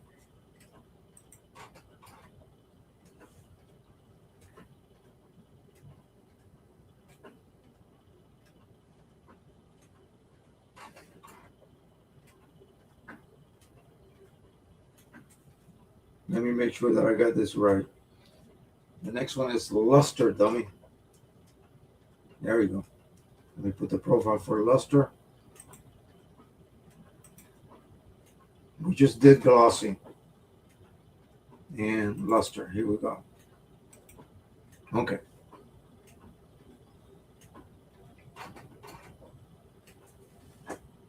I'm gonna as soon as this is done printing, I'm gonna go ahead and cancel the next job and send this new job because I think I messed up the paper choice. No, the profile. I mean, anyway, so we'll let that roll. The last one we'll do is this weird vinyl stuff.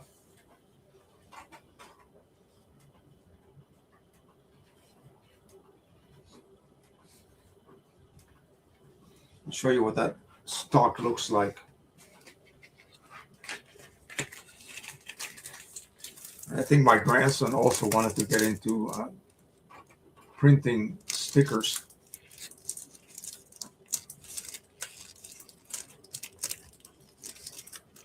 Especially all that Japanese manga and gaming type character. He loves to do that. Wow, this is looking amazing. Oh my gosh. And then the last thing we'll do, we'll print this on sublimation and I'll try to fit it on I don't think I have, okay, it's not going to begin printing. Good.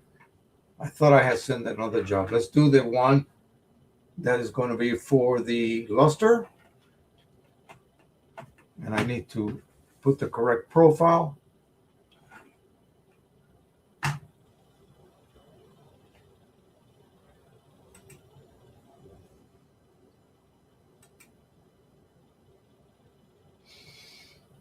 So we're going to do the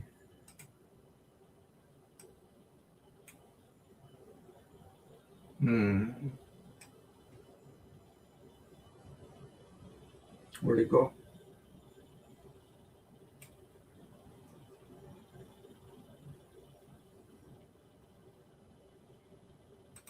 Cheapers, where did you go? 25, 26. Okay, here it is. Luster. We'll see what we prefer. This will be, again, a preference. It's not that one is going to be correct and the other one is not. It's your preference, particular paper surface, what it looks like, and so on. So we'll compare the two once we get it all finished. But this is what it looks like. Look at it's kind of metallic looking. It's really weird. I didn't think it was going to have that type of look. I thought it was going to be more like I have printed on vinyl before. It's got a metallic look to it, and it feels like rubber basically, because it is like a plastic. I'm not going to show you that yet. Just make sure that I have this is gloss and I have it labeled as gloss. Well, you can see this has a metallic look to it. So even by itself, it would be kind of fun to print something on it and then stick it on something. It's actually a white base coat, so you know it lives for that, I guess. This is the luster one. It's almost done loading.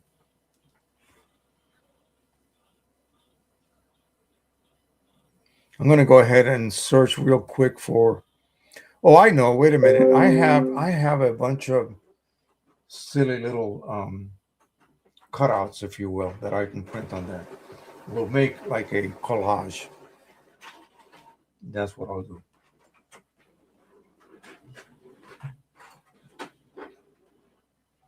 So this is done. We're done with the beautiful cave. We'll remove that.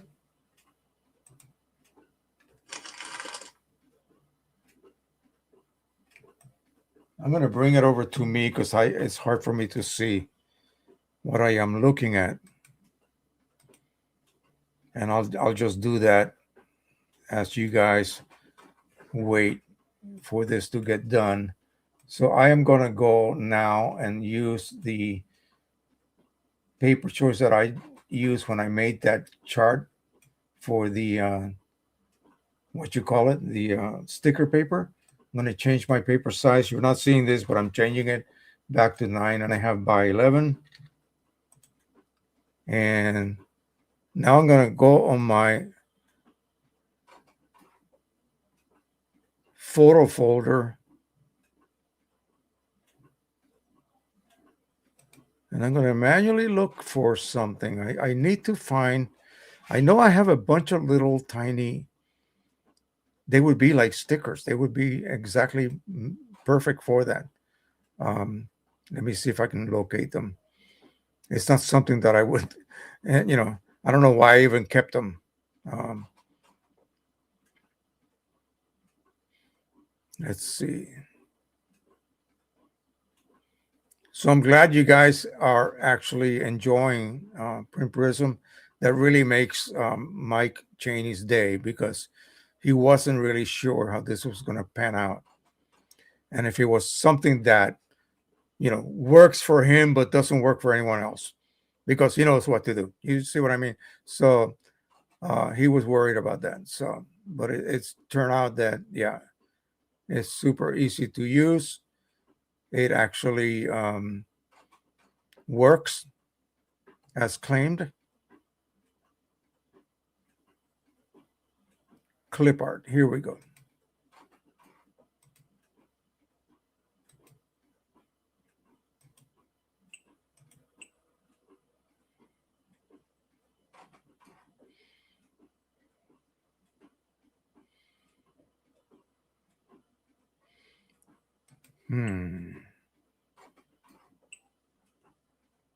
Nah, not a good idea. Elements? Nope. I thought I had stuff that I could.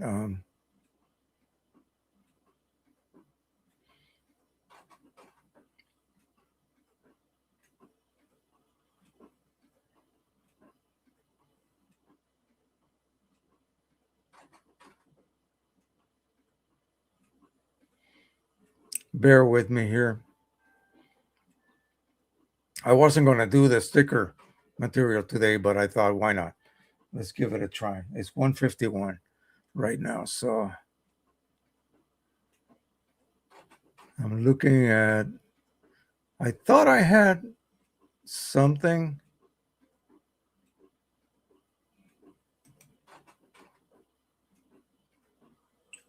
Okay, here we go. I got something now. Okay. Something for Halloween. It's a little past that, but regardless. There you go. So what we will do is I'm going to choose that paper. It's a user-defined site. Well, no, it's actually available, standard. And we'll load that profile we created. This is almost done printing. In fact, it is done right now. We'll load that vinyl gloss and click OK. Now, what I'm going to do is I'm going to either load this whole, here's a thing of images right here. but that would need to be uncropped.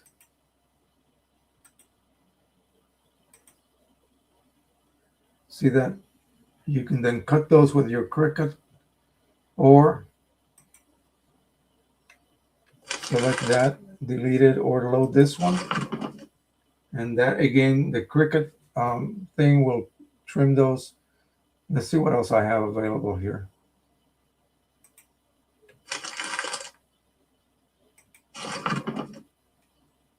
Yeah, those have a watermark. I cannot use that. There you go. See that? You can cut those and then peel them off and attach them, or just the whole thing, and put it on the front of a binder. Look at this one. Good Lord. Okay, so for this, we definitely would not need to have a border or a, let's just do, we'll do this one. This was simple. Right there like that, okay? And that's it. Let's go ahead and load the paper.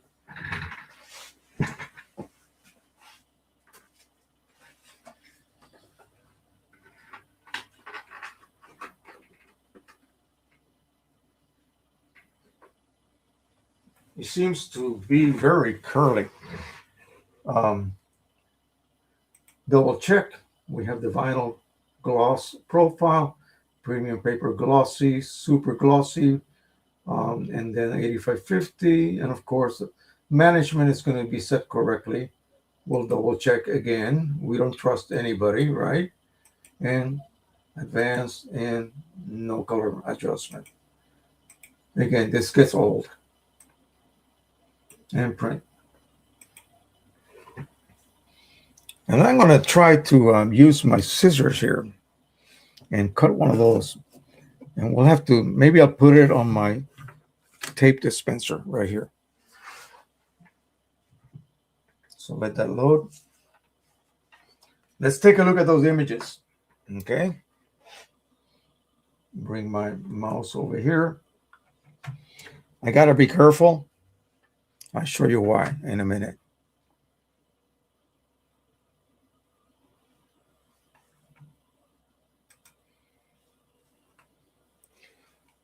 See these side buttons right here? If I accidentally press them, it kicks me out of the broadcast.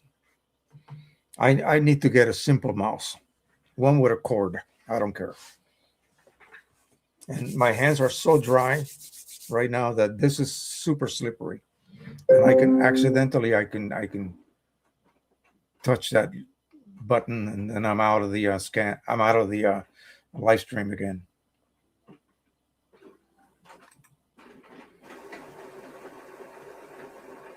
Thank you. I hope they love them. I'm going to test the waters again with my lady friends in the club. They very well represent what others out there that currently collect love. Let me put this back in the box. Then we will do that same image, but a smaller version, and we'll do it on the sublimation. And then that's going to be it. I got to get done in time so we can make our early dinner reservation with the family.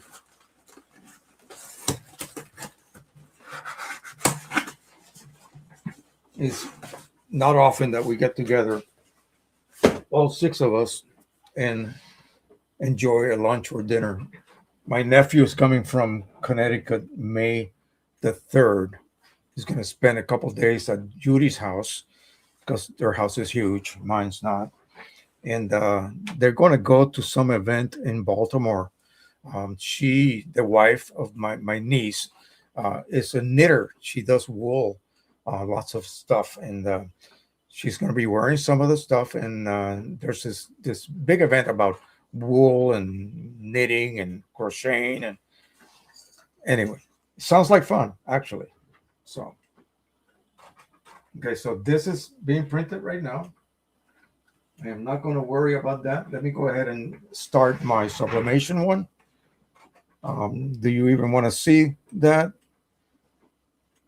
I suppose. Let me go ahead and I got to move my mouse again.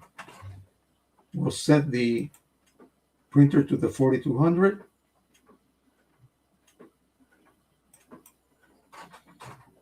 To presentation paper mat. And there it is, the sublimation. And let me make sure that this is the newest one we created.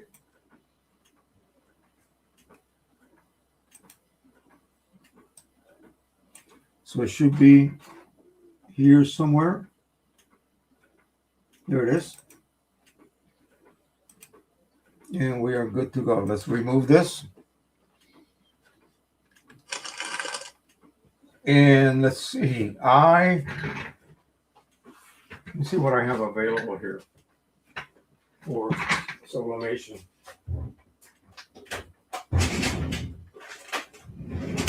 Put that color monkey back. Oh, I know. I needed to show you this. Yes, I do have an 8x10. Excellent. So the room we are making, it's like I said, it's a Christmas Victorian room. My wife wanted some pictures on the wall. So I said, I'll make you some. And she had little frames already. She has some gilded frames, real nice and fancy.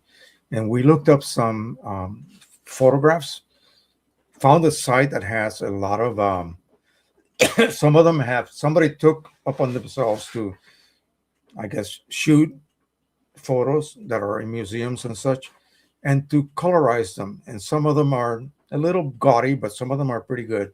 This one here was a copy of a photograph that they colorized.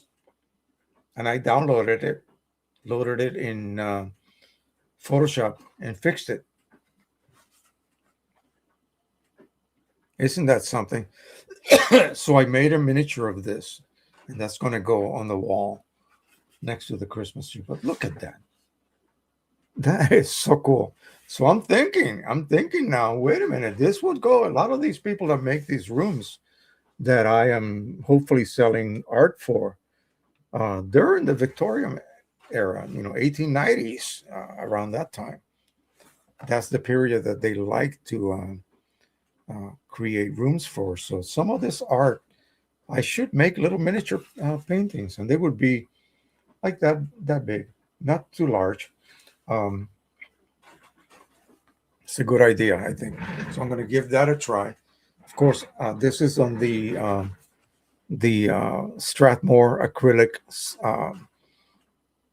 What is it called? I keep forgetting. Linen paper.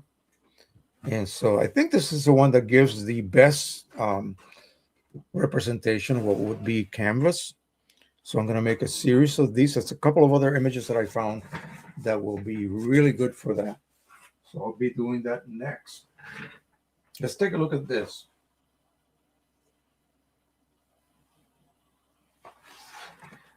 Isn't that amazing? Look at that. It matches. Wow. And look at the, it's metallic looking. Do I dare do this today? To cut one of these out? I don't know. I think I should. But let's look at these first. So here's the gloss. We'll turn this light on. Here is the gloss. Here is the luster.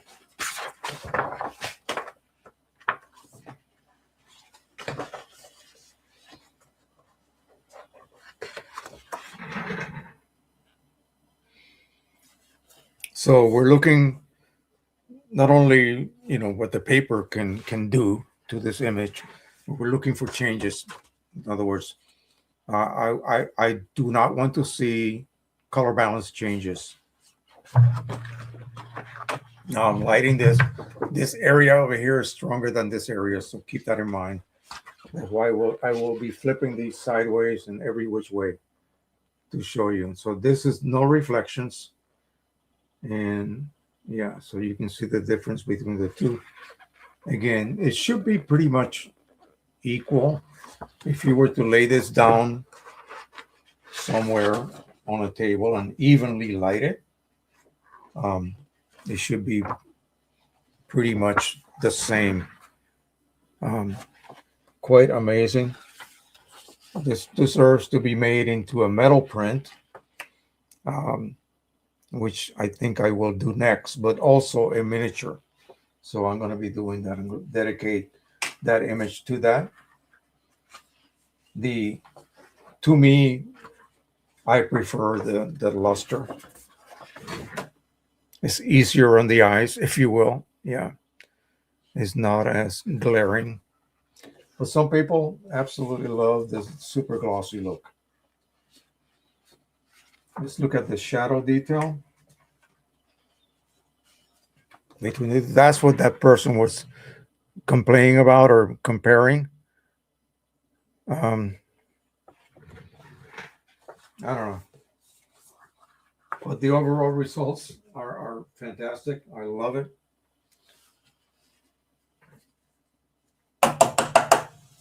Still got a little patch right there. Nothing to worry about. I remember back when I was doing this from scratch. Yeah, no issue. Okay, so let's go ahead. I think I will do, well, magical potions. I can put that next to it.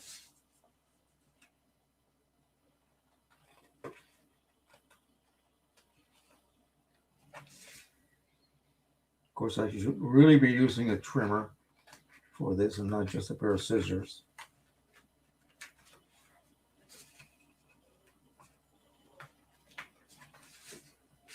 And then we'll go ahead and try to match the edge. And then this edge. Okay. And, oh, I got a little white border there. Got to remove that. This is why I say if you have a good trimmer, use that instead. Of course, if I had a Cricut, of course, I wouldn't have to worry about that. Somehow, I don't know how that works, but it magically follows the outline. Let's go ahead and peel this off. And I think that's probably the most difficult part, finding the edge where you can peel off. It's like double sticky tape, the stuff that I was using before to mount my metal prints. That failed. Okay, I almost got it. Maybe a pair of tweezers or a little knife catches the. Here we go. I got it. Here we go. So look at that. Oh, it's upside down. And it's got a metallic look to it. Holy mackerel. So we will put this on top here. Whoa. You better get it on correctly from the beginning. Really adhesive. Look at that. Smooth. See that? Look. Now we'll do.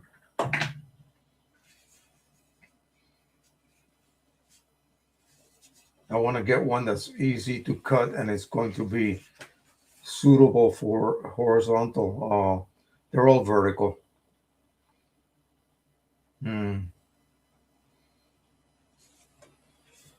Oh well. I don't think they're going to fit very well. Yeah. Anyway, you get the drift. Just cut it and apply it to whatever you want. But yeah, there's no, maybe on the other side. Let's do a vertical here. Oh, look at that. What the heck is that? We'll remove that. Some kind of tape or something. We'll do it on this side. And we'll do the hoot of owl. Whatever that is. Hoot of owl. I'm going to leave a border around it.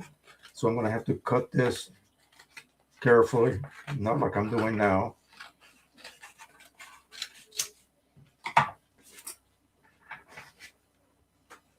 It's completely buggered off here. And let's go ahead and see if I can do this a little better.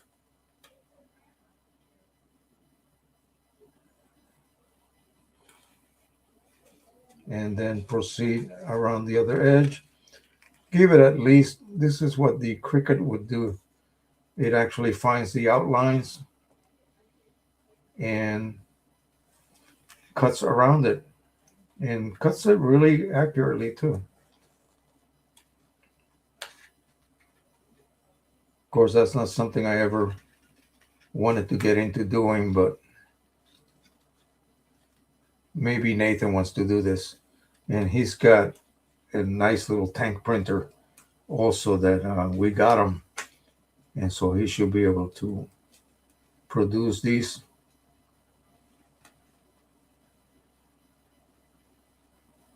Without a profile, it doesn't have to be like super perfection. A lot of the stuff he prints is directly from his phone anyway, his iPhone.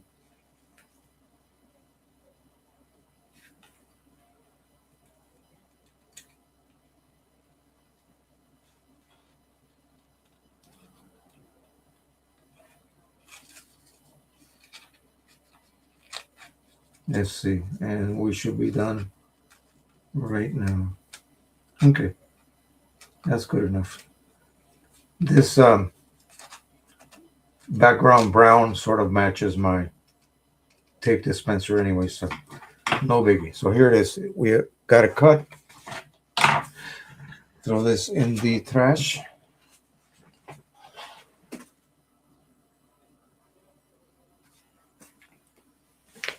And again, the fun part is to find that edge that you can peel off. Oh, this one's easy.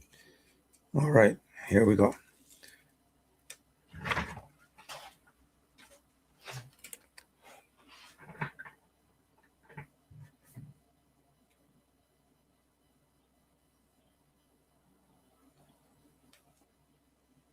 Oh man, get it on straight or else.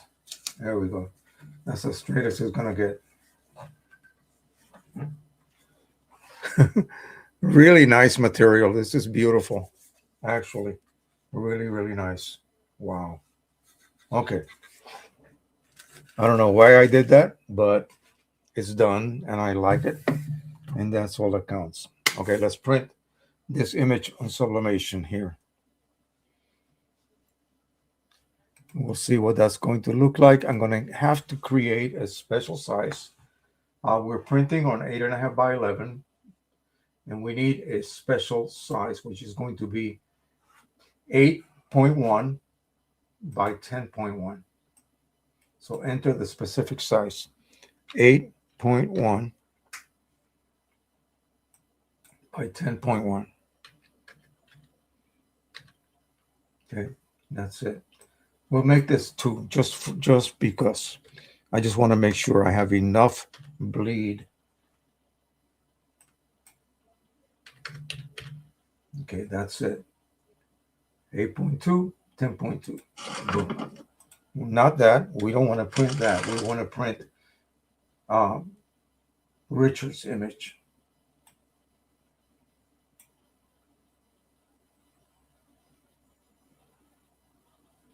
So we got to find desktop.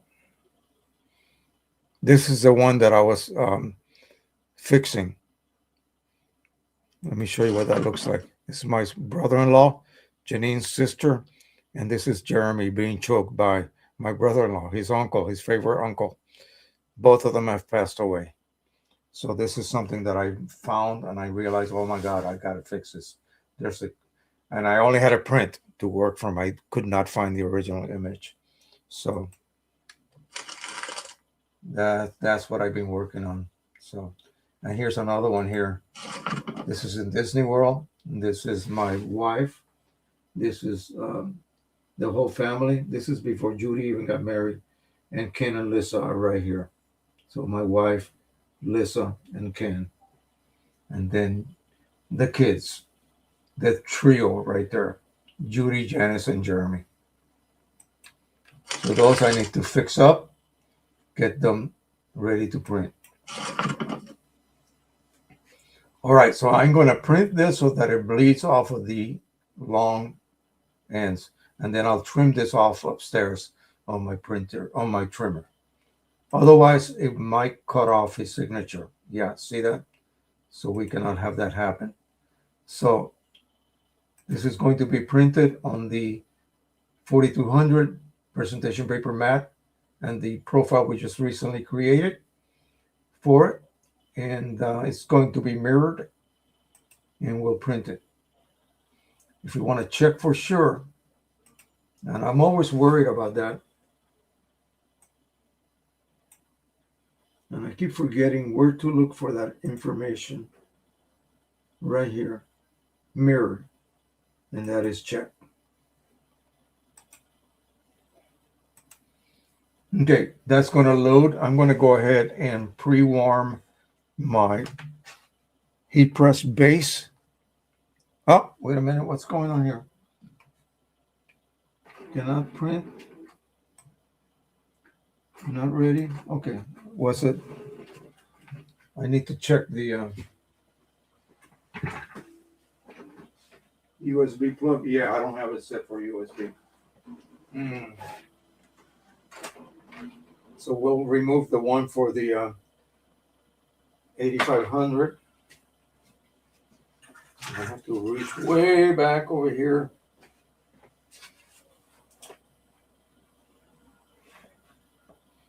I keep forgetting to set it for Wi-Fi.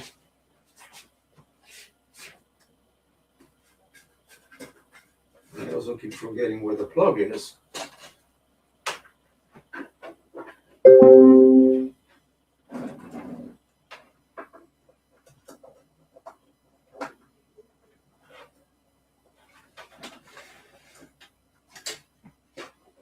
It is so dark in here, I can't see what I'm doing.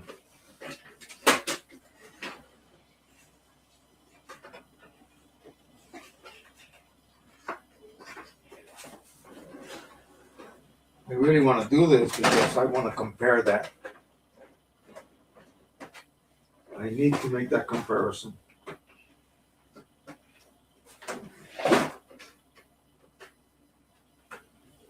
And there it is. You know, a lot of these printers, the plug goes in a certain orientation, and it's always different on every printer.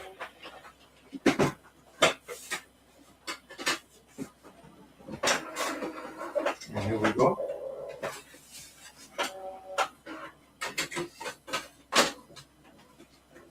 Let that print. Now I really stretch my cord. Let's warm this up.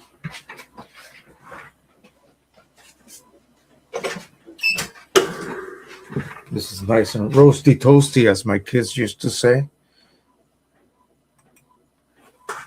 Remove this.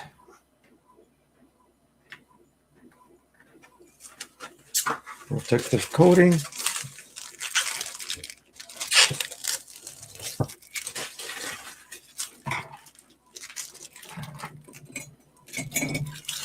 Lay this down. Give me 4 little tape tabs ready.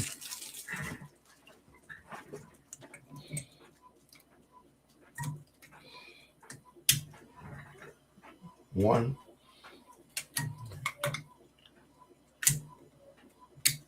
Deux.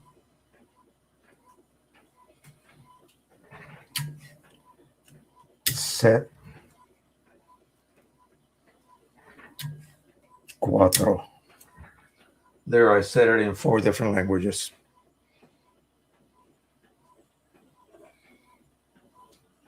What do you think? That's okay, right? That's not going to cause any issues. I got about another 1/8 of an inch that I can add. Again, and remember, when you let this go down before it's empty, you're only adding, gosh, like 4 ml of ink. How much ink do you think you need to fill that? Look at how narrow it is. 4 ml, five and a half, five maybe at the max, 14, 12, 13, 14 cents per ml. That's what, 80 cents per refill? You see what I mean? Then the fact that you are not going to saturate your internal paths prematurely by refilling and by using the method that we recommend, all of them at once, every every every cartridge, whether they need it or not. As long as one needs it, everything else gets replaced with new ones.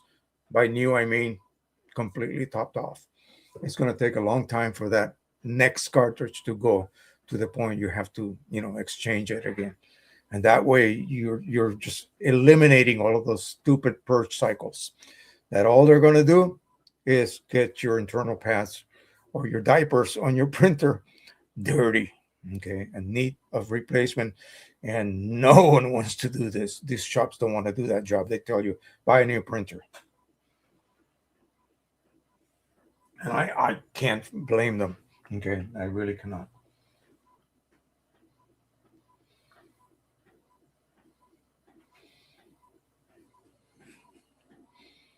Okay, 2:19. So we'll finish this, and then that'll be it, and we'll have time to get ready to go to dinner. Mm. And I really do appreciate you guys joining me every Sunday. I don't know how you guys do it. For me, it's a lot of fun. I hope it is the same for you guys. I hope you guys are gaining something out of this.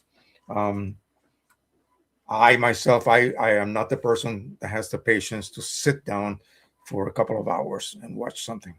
I'll be skipping through it. That's just me. So I do appreciate that.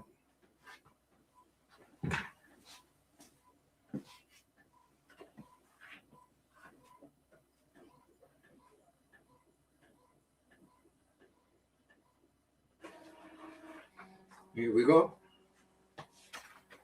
Look at that. It looks beautiful. Oh gosh, this is going to be incredible. It looks beautiful already. Let me give it a little bit of a quick dry here.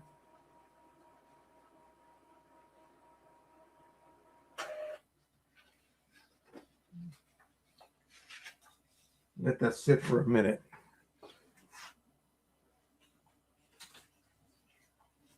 I'm going to trim these later with a better pair of scissors upstairs. Um, yeah, let me put this here. Hope you guys enjoy that. This is truly amazing. Okay, so this is, to me, this is just, again, for the price you pay, really, really top quality. And this company apparently makes quite a few papers. They have other materials as well. I need to explore what else do they have. Just don't be careful when you go to the side because there's some cheaper stuff that's under a sub for some reason that looks like Mike Cheney bought some, and basically it looked like paper with a matte spray on it, and it was being marked as glossy, but it's got to be this box. You need to look for this box right here. It has to look like this, okay? Not white box. That's really not this. This is professional level photo paper. Okay, it's all on my list of items on my affiliate page for Amazon. So I think that's dry. Let's check it out. By now, yep, nice and dry. Looking for any kind of anything that will translate over. It is perfectly mirrored. Let's go ahead and lay this down on top of it. I'm going to get it as straight as possible. And then upstairs, I will go ahead and trim off any excess. In other words, the white borders will get trimmed off because this is 8 by 10, and I think this image is not 8 by 10 proportions. So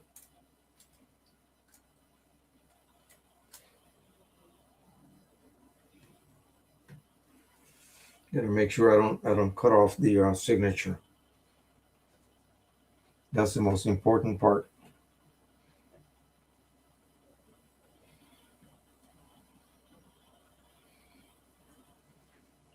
It's going to require some very minor adjustments here. There we go, like that. That's done. This side. I'm going to lose a little bit of the image on the opposite side of the signature. But that should be okay. All right.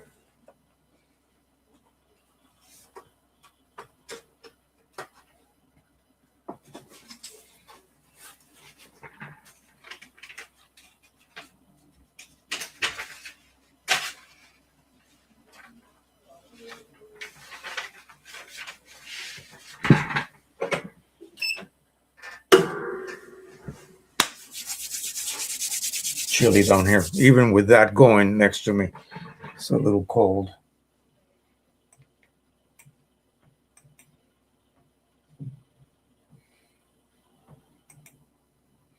Okay, next week we're going to make a canvas profile. I don't have time today to do that. And then we're going to do some Victorian miniature portraits. So that should be fun. I'm going to show you as I continue doing these things for my show coming up. I'm going to share that with you guys. And I hope you guys enjoy it. There's just another aspect of this whole game.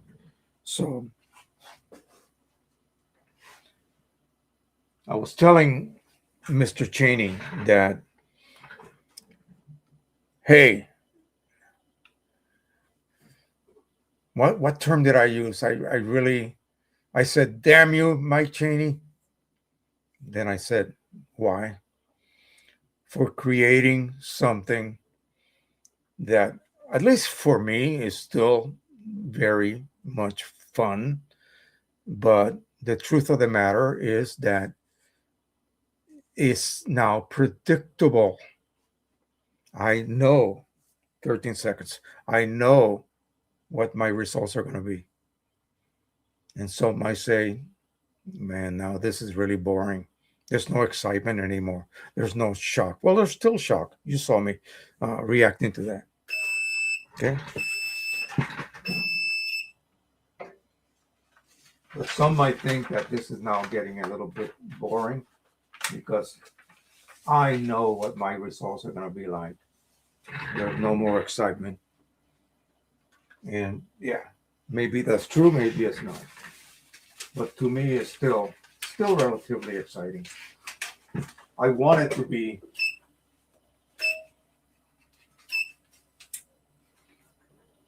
Okay, turn this off.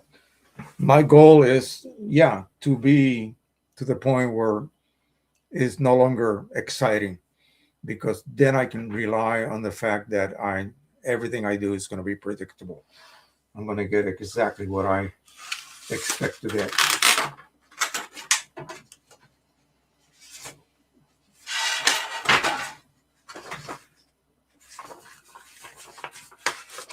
You can immediately see the percentage of the image that transferred over. That's what you want to see. You want to still see a ghost of the original, but you want to see it almost all gone. It's not going to be completely gone, just almost. Now, of course, I got to trim off the upper edge. Take all this tape off. And let's take a look.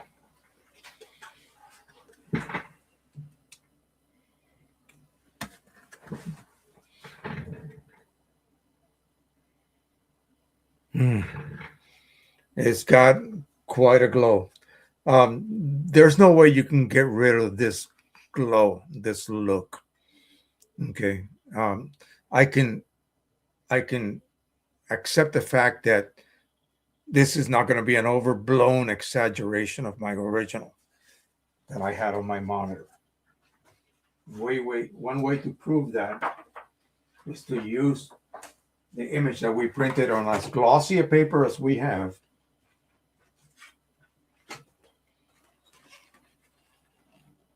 And you see, heck, this looks a little bit more pronounced.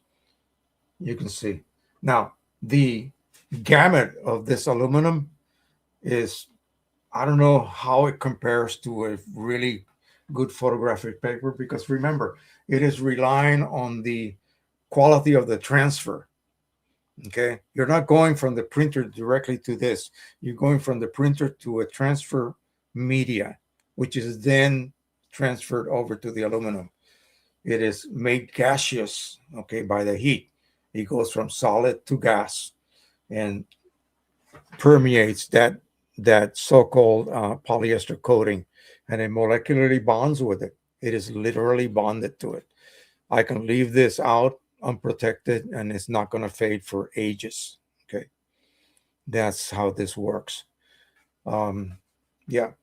So this is going to go upstairs. I'm going to trim it. I have my trimmer upstairs because I'm working on projects at the moment. But isn't that amazing? So the fact that I was able to get a relative super close color match. Yeah, this is the gloss is just, it's glass. This is glass compared to paper with a slight bit of texture and gloss to it, but it doesn't compare to this. This is literally like glass. Look at this right here, right here. Look at the shadow detail. Right there's some detail right there on the rocks, and right here it's identical. You see, this is why Mike Cheney just went nuts. He said, "What the hell? You have gone way overboard because now this was never done before. I don't think anyone has ever done this. So, at least that I know of. Okay, I don't want to brag about it, but yeah, I don't think anyone has done a actual profile that will give you this level of matching between two different medias. Okay. All right. I hope you guys enjoy this. Let me see.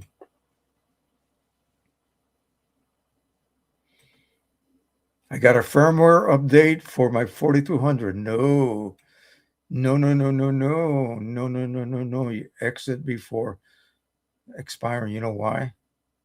Um, I don't want to mess with my refillable cartridges. Okay. So, besides, it's running on chipless firmware. So,